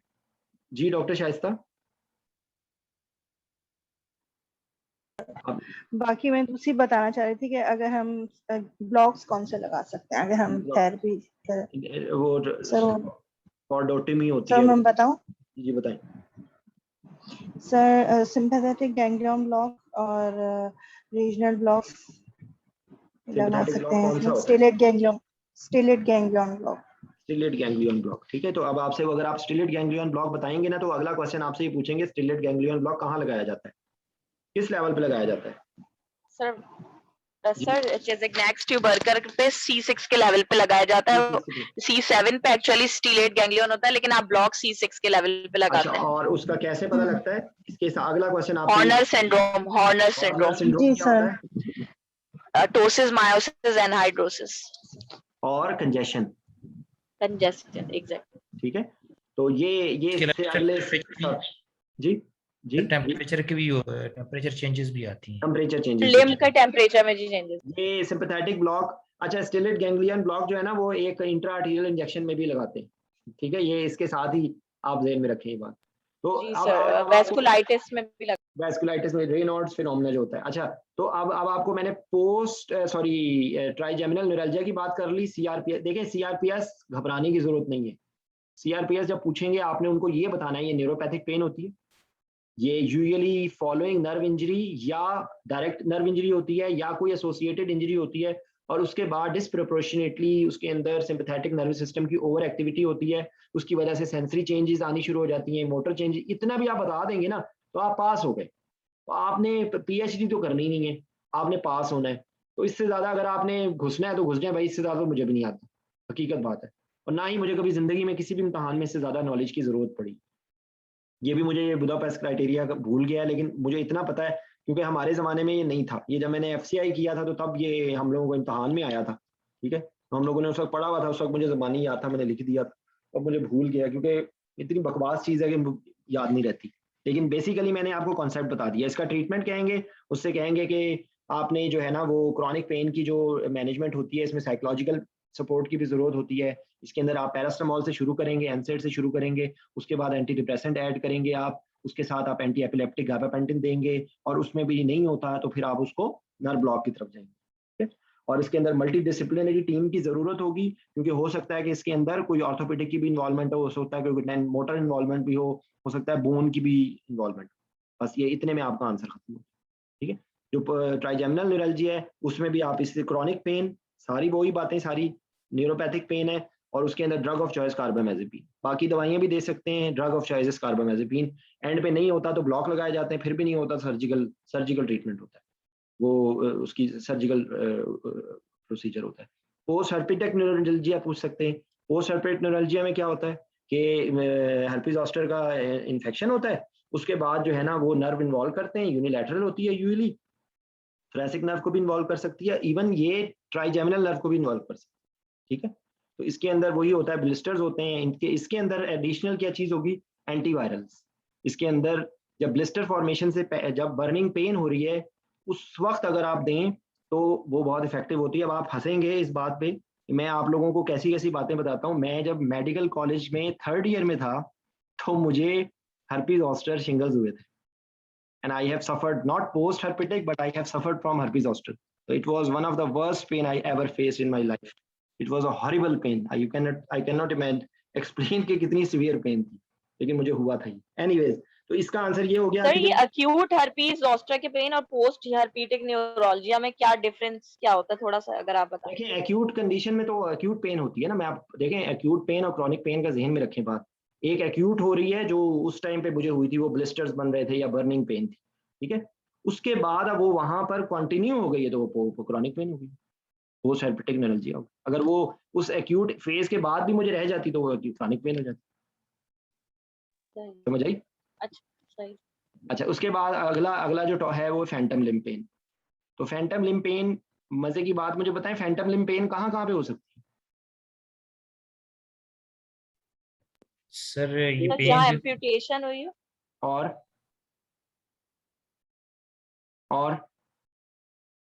कहीं पे होती है जी? पोस्ट ट्रॉमेटिक सर लग गया के बाद। आए मेरे प्यारा भाई खुरम, आई विश खुरम मैं आपकी आवाज इतनी, आपकी जो है ना वो क्या उसको कहते हैं, जो एयर होस्ट होते हैं या जो जियो न्यूज की रिपोर्टर की आवाज है, लेकिन अनफॉर्चुनेटली आपकी आवाज समझ नहीं आ रही हमें। सॉरी, बताइए प्लीज।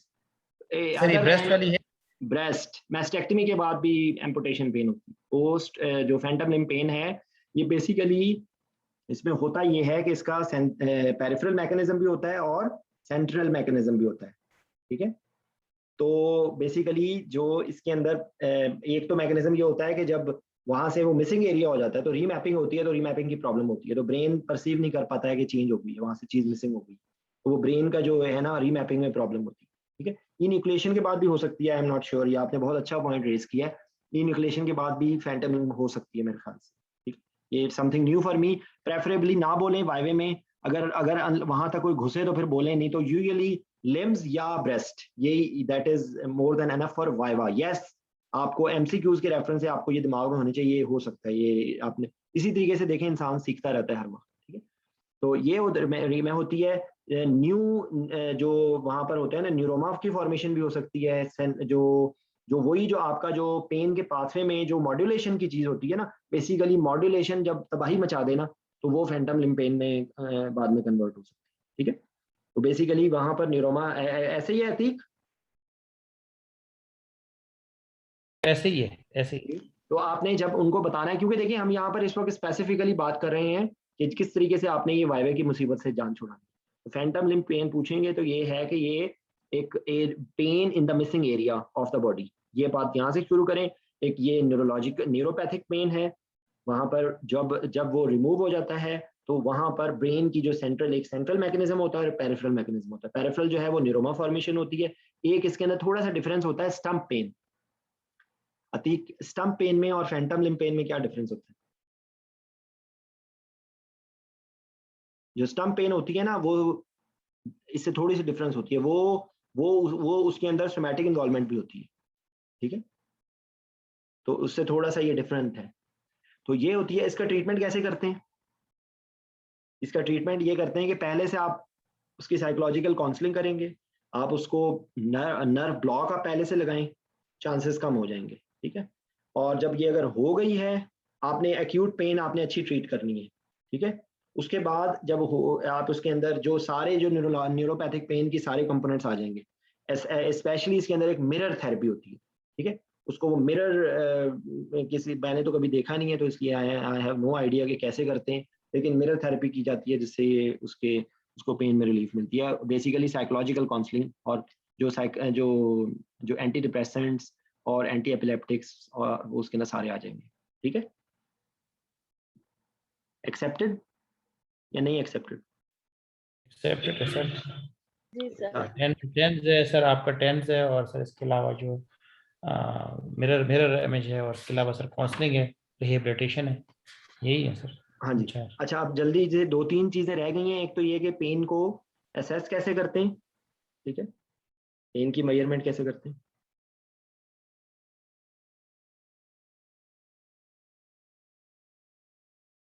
पेन की मेजरमेंट जो है ना, एक्यूट पेन और क्रॉनिक पेन में डिफरेंट होते हैं, डिफरेंट आपके पास पैरामीटर्स होते हैं। एक्यूट पेन के अंदर आपके जो वाइटल साइंस होंगे, ठीक है, और उसके अलावा जो है कुछ स्कोर्स होते हैं जो यूज किए जाते हैं। कौन कौन से होते हैं? विजुअल एनालॉग स्कोर होता है, ठीक है, जो है आपका जो न्यूमेरिकल स्कोर होते हैं, ठीक है, और कौन कौन से स्कोर्स होते हैं? सर मैगिल पेन क्वेश्चन है यार, बच्चों में फेसेस होता है। एक्यूट पेन क्रॉनिक के लिए सर मैगिल होता है। एक्यूट पेन के लिए सर विजुअल एनालॉग, लेकिन वर्बल रेटिंग स्कोर होता है, न्यूमेरिकल रेटिंग स्केल होता है, ठीक है। उसके बाद विजुअल एनालॉग स्कोर होता है। आपने जो बच्चों के अंदर डिफरेंट होते हैं, वो बच्चों में कौन कौन से होते हैं? वॉन बेकर होता है, ठीक है, और हाँ जी, फेसेस होता है, और एक फ्लैक्स स्कोर होता है, ठीक है। तो आपको देखिए ये बहुत ज्यादा डिटेल में पूरे का पूरा पेन के असेसमेंट पे आने के चांसेस कम है, लेकिन आपको अगर इतना भी थोड़ा बहुत आइडिया है ना तो आप कर लेते हैं। फ्लैग के आप उसके जो है ना पैरामीटर्स, जो उसमें कौन कौन से नाम होते हैं वो आप पढ़ लें। तो मुझे तो ज़बानी याद नहीं है। फ्लैग से क्या बनता है, किसी को याद है तो बता दे।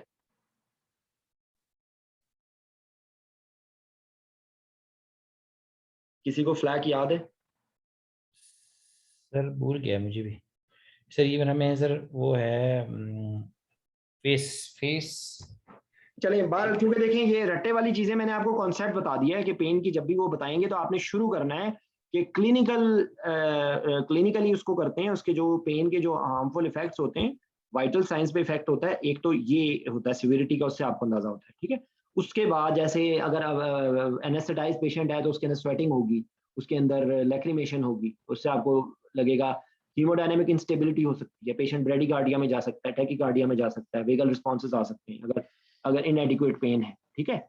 और उसके बाद आप अगले स्टेप पे आप चले जाएंगे। ये डिफरेंट किस्म के स्कोर्स होते हैं, डिफरेंट पेशेंट डिफरेंट सिनेरियो के अंदर आपको डिफरेंट स्केल्स की जरूरत होती है। आपको थोड़ा बहुत भी आइडिया होगा तो आपका ये क्वेश्चन पास हो जाएगा, ठीक है। बाकी पेन पाथवे में कई दफा डिस्कस कर चुका हूँ, उसके अंदर आपको सर एक दफा पेन पाथवे समराइज करके अगर एक जिस तरह पूछते हैं वो एग्जाम में बता दें, अगर कोई बता देखें मैं आपको बताता हूँ कि आप बताने की कोशिश करें, मैं आपको करेक्ट करूँ। अगर आपको कहें कि पेन पाथवे को एक्सप्लेन करें तो आप कैसे एक्सप्लेन करेंगे?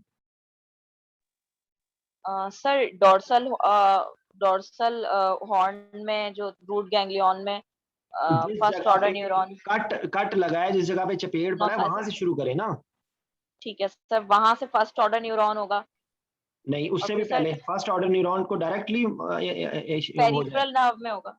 नहीं सर आप बताते हैं, ये मुझे नहीं, अभी आप ही बताओगी। चुटकी काटते हैं तो वहां पर क्या चीज होती है, कौन सी चीज होती है? नोसिसेप्टर्स होते हैं। नोसिसेप्टर्स होते हैं, ठीक है। नोसिसेप्टर्स होते हैं, वो क्या करते हैं? जो आपका इंट्राआर्टीरियल ब्लड प्रेशर लेके जाते हैं सर, जो इंट्राआर्टीरियल जो ब्लड प्रेशर होता है उसके लिए भी जो चीज होती है उसको ट्रांसड्यूसर कहते हैं। तो ये भी ट्रांसड्यूस कर रहा है, वो नोसिसेप्टर होता है, प्रेशर रिसेप्टर होता है। तो आपने उसको चपेट मारी है, चुटकी काटी है, कोई भी पिन चुभी है, फौरन उसने कहा कि उसने वो स्टिमुलेट हुआ, उसने फर्स्ट ऑर्डर न्यूरॉन भेजे ए डेल्टा फाइबर्स के जरिए स्पाइनल कॉर्ड में, ठीक है। वो फर्स्ट ऑर्डर न्यूरॉन है, वो गया, वो जाके उसने स्पाइनल कॉर्ड के डॉर्सल रूट में जाके उसने रिले किया और फिर क्रॉस ओवर होके दूसरी साइड पे गया। सेकंड ऑर्डर न्यूरॉन जो है वो ऊपर गया थैलेमस तक, ठीक है।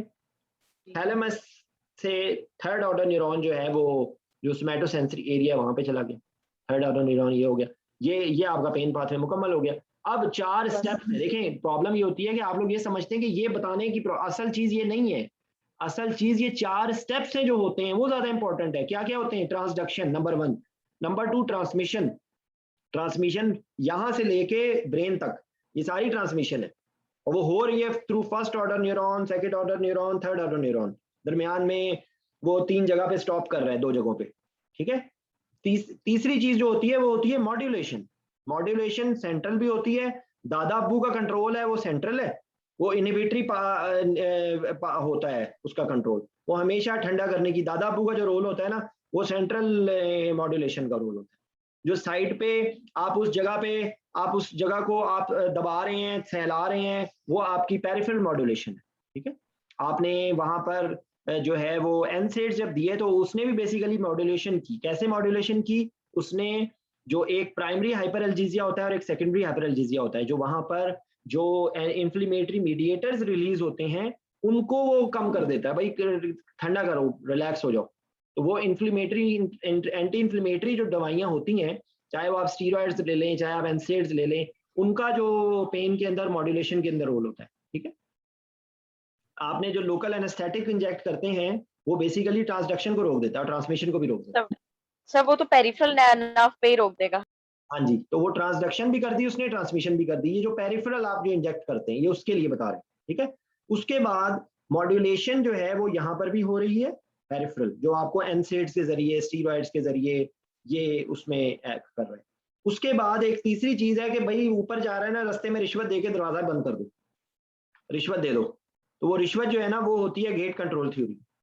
वहां पे दरवाजे को वाले को कहोगे हाँ भाई ऐसे रखो, दरवाजा बंद कर दो। वो क्या क्या चीजें हैं वो जो आप रब करते हैं, ए बीटा फाइबर स्टिमुलेट होते हैं, ठीक है।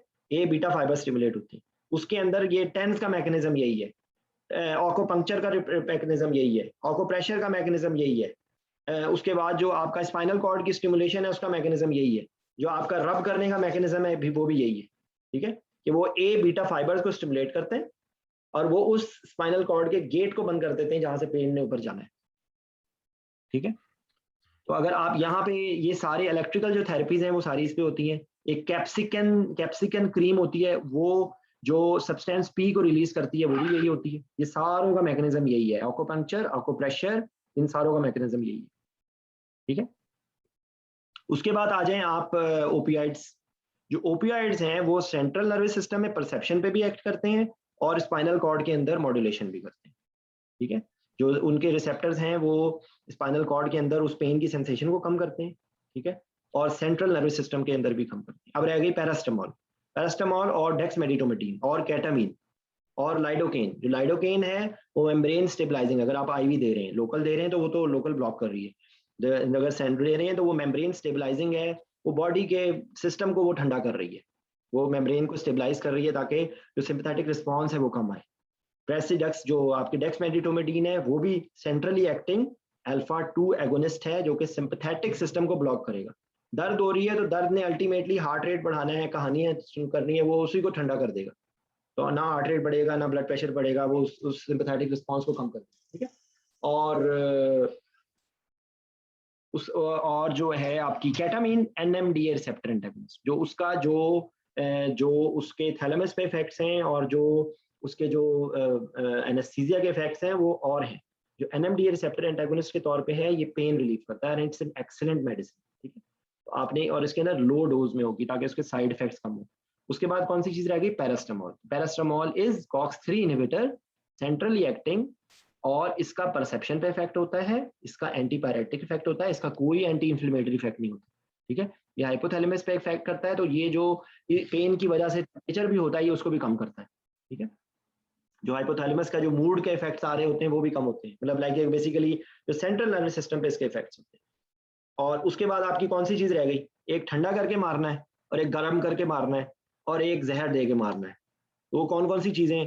जो ठंडा करके मारना है वो क्रायोएनाल्जेसिया, जो गर्म करके मारना है वो रेडियो फ्रिक्वेंसी एब्लेशन है, और जो जहर दे के मारना है वो न्यूरोलिटिक क्लॉक्स, ठीक। तो जो रेडियो फ्रिक्वेंसी एब्लेशन होता है वो करंट होता है, वो वहां पर हीट प्रोडक्शन होती है और हीट प्रोडक्शन के जरिए ये नर्व्स को डैमेज किया जाता है, ठीक है। Radio frequency ablation actually cancer pen में यूज होती है या ऐसी कंडीशन जो रेजिस्टेंट होती है उनमें यूज होता है। उसके बाद हो गया क्रायोएनाल्जेसिया। जो क्रायोएनाल्जेसिया होता है वो मैकेनिज्म पे करता है जॉल थॉमसन इफेक्ट, कि liquid nitrogen under high pressure suddenly उसको रिलीज किया जाता है, वहां पे कूलिंग होती है, वो इतनी कूलिंग होती है कि वो पेन के सेंसेशन को खत्म कर देता है, उससे पेन रिलीफ हो जाता है, ठीक है। तो क्रायोएनाल्जेसिया जो है वो मुख्तलिफ थेरेपीज में यूज किया जाता है, इवन जो है वो आपकी वार्ड्स वगैरह जो होते हैं उनके ट्रीटमेंट के लिए भी यूज किया जाता है। और उसके बाद जो न्यूरोलिटिक ब्लॉक्स होते हैं वो एक्चुअली यूजुअली कैंसर पेन के लिए दिए जाते हैं। तो कैंसर की जो पेन है उसके अंदर जो है ना वो बहुत बड़ा कंपोनेंट होता है आपका, जो जिसके अंदर आपको पैलिएटिव केयर होती है, ठीक है। तो पैलिएटिव केयर के अंदर नर्व्स को ही डैमेज कर दिया जाता है, तो उससे पहले आपको कोई डायग्नोस्टिक सिंपैथेटिक ब्लॉक आप करते हैं और उसके बाद फिर आप न्यूरोलिटिक ब्लॉक करते हैं। न्यूरोलिटिक ब्लॉक का मैकेनिज्म ये होता है कि वो नर्व की डीनेचुरेशन कर देते हैं, या वो होती है यूज अल्कोहल से या वो यूज होती है फिनोल से। अल्कोहल जब होती है तो उसके साथ आपको लोकल एनेस्थेटिक को मिक्स करना पड़ेगा क्योंकि उससे पेन होती है अल्कोहल से, ठीक है। और जो फिनोल होती है वो पेनलेस होता है, उसके साथ आपको उसको करने की जरूरत नहीं होती। इसका मैकेनिज्म में थोड़ा सा एक डिफरेंस है, वो मुझे याद नहीं है, एक प्रोटीन की मेरे ख्याल डीनेचुरेशन करता है और एक कोई सेल मेम्ब्रेन का कुछ करता है, फॉस्फोलिपिड्स। क्यों अतीक, याद है? Phenol versus alcohol. सर इसका जो फिनोल है वो दैट इज पेनलेस होता है, और नहीं वो आप एग्जैक्ट मैकेनिज्म में बताएं, वो तो मैंने बता दिया। अच्छा सर, इसका मैकेनिज्म मुझे भी इसी तरह नहीं पता सर, नहीं मुझे याद आ रहा। ये पढ़ लीजिएगा क्योंकि वो एग्जैक्टली, और खास तौर पे जो MCQs वाले लोग हैं वो जरूर पढ़ लें, ठीक है। तो अच्छा, उसके बाद एक टॉपिक रह गया है वो सर, एक परमानेंट है? नहीं परमानेंट कोई भी नहीं है खुरम, दोनों ही रिवर्सेबल है। दोबारा से जो है वो लॉन्ग ड्यूरेशन है सर न्यूरोलिटिक जो अल्कोहल है वो लॉन्ग ड्यूरेशन है और इरिवर्सिबल है सर। और दूसरा जो फिनोल है वो दैट इज रिवर्सिबल। नहीं, दोनों रिवर्सिबल है, ये कंफर्म कर लें, दोनों रिवर्सिबल है। परमानेंट तो इनमें से किसी से भी नहीं होता जी। सर ठीक कह रहे हैं सर, रिलेटिवली जो है वो रिलेटिवली प्रोलॉन्ग्ड होगा, लेकिन रिवर्सिबल होते हैं। ये जितने भी न्यूरोलिटिक ब्लॉक्स होते हैं ना, ये 100% ये नहीं होता कि अब एक दफा आपने दे दिया तो उसके बाद दोबारा पेन नहीं हो सकता। ये हो सकता है कि एक ज्यादा प्रोलॉन्ग हो, एक कम प्रोलॉन्ग हो। कंफर्म कर लें, मैं maybe I am wrong, ठीक है। तो मुझे याद है वो मैं आपको बता रहा हूँ, दोनों ही प्रोलॉन्ग इफेक्ट हो सकता होगा उसका, ठीक है। अच्छा, एक टॉपिक अब रह गया, लेकिन अब मेरी हिम्मत खत्म हो गई है बोल बोल के, वो हम करेंगे इंशाल्लाह। कल डॉक्टर जिशान, कल आपने वो बताना है कि जो ट्रैक ऊपर से नीचे आते हैं ना, 2 ट्रैक्स में ऊपर से नीचे आते हैं कॉर्टिकोस्पाइनल। हाँ जी, दो, एक तो आता है लेटरल होता है और एक में पोस्टीरियर आता है। नहीं, ये तो ऊपर से नीचे, नीचे से ऊपर जाते हैं, जो ऊपर से नीचे नहीं जाते। अच्छा सर, एक थोड़ी सी बात बतानी थी, अगर आप इजाजत दे दें। जी जी बिल्कुल। अच्छा सर, एक जो फिनोल है ना सर, वो चूंकि हाइपरबैरिक होता है और ये बहुत इंपॉर्टेंट बात है, ये मुझे भूल गई है। वो नीचे की तरफ जाता है और एक ऊपर की तरफ जाता है। जी सर, जो आपने पेशेंट को अगर पेशेंट को जिस जगह लगाना है, अगर आपने फिनोल लगाना है तो आपने जो पेशेंट जो जिस जगह के लिए चाहिए उसको ऊपर रखेंगे, और फिनोल में आपने डिपेंडेंट वाली जगह वो रखना है, ठीक है। और इसमें ग्लाइसरोल डालते होते हैं, फिनोल में ग्लाइसरोल डालते होते हैं इसमें सर। और एक जो है ना 6% to 10% होता है, और दूसरा जो अल्कोहल है वो 50 to 100% होता है मेरे ख्याल में। ठीक है, मुझे अच्छा, ये इत्तेफाक से ये जो 3-4 टॉपिक्स है ना, ट्राइजेमिनल न्यूरल्जिया और ये न्यूरोलिटिक ब्लॉक्स, ये आपके ना जूलियन बार्कर में बहुत आसान, बहुत देखें, आप लोगों से मेरी रिक्वेस्ट है कि एक तो अपना होशो आवाज को काबू रखें। ये पेन और रीजनल का एक क्वेश्चन तो मैंडेटरी है, 2 क्वेश्चन आ सकते हैं एमसीपीएस में, 1 क्वेश्चन या 2 क्वेश्चन इसमें से आएंगे। और आमतौर पे जो जितनी कॉमन चीजें हैं ना जो पूछी जा सकती है, वो तकरीबन मैंने सारी बता दी है, एक्सेप्ट एक टॉपिक रह गया जिसकी अभी मेरी बताने की हिम्मत नहीं, क्योंकि वो मेरा बहुत अच्छा स्ट्रॉन्ग है भी नहीं, वो है ओपीआई डिपेंडेंट पेशेंट, ठीक है। क्योंकि बहुत सारी चीजें ऐसी होती हैं जो भूल जाती हैं कि आपके जिम्मे है, कल आपने ये पढ़ के हमें पढ़ाना है, ओपियोइड डिपेंडेंट पेशेंट, ठीक है। तो इंशाल्लाह जिंदगी बखैर, कल मुलाकात होगी। आप लोग प्लीज जो एमसीपीएस का वाइवा दे रहे हैं वो सुबह के वक्त एक्टिव रहा करें। वो सुबह के वक्त सत्तू पी के सो रहे होते हैं या लाइब्रेरी में बैठ के रट्टे मार रहे होते हैं। किताबों को छोड़ दें, मुंह से बोलें बोलें बोलें बोलें, जितना बोलेंगे शीशे के सामने शीशे के सामने खड़े होकर अपनी शक्ल देखें कि आपकी अगर शक्ल नहीं अच्छी लग रही, आपको खुद अच्छी नहीं लग रही बोलते हुए, तो एग्जामिनर को कैसे अच्छी लगेगी मुझे बताएं, ठीक है। ओके जी, अस्सलाम वालेकुम। ओके, वालेकुम सलाम। और खुरम, खुदा के लिए यार अपना साउंड सिस्टम ठीक कर लो। Sir Zeeshan, thank you very much, it was a knowledgeable session sir. और एक तो ये कि सारा ने तो एग्जाम पास करने के बाद, सारा अगर आप घर गई ना मोबाइल लिए बगैर, तो जी सर, मैं मोबाइल लूंगी। ठीक है जी, ओके, अस्सलाम वालेकुम। और नुसरत भाई, नुसरत की मुझे परेशानी हो गई, नुसरत का हाल पूछ लेना। जी सर, मैं पूछ लूंगी। वो सर सुबह से थकी हुई है। चलो ओके जी, अस्सलाम वालेकुम।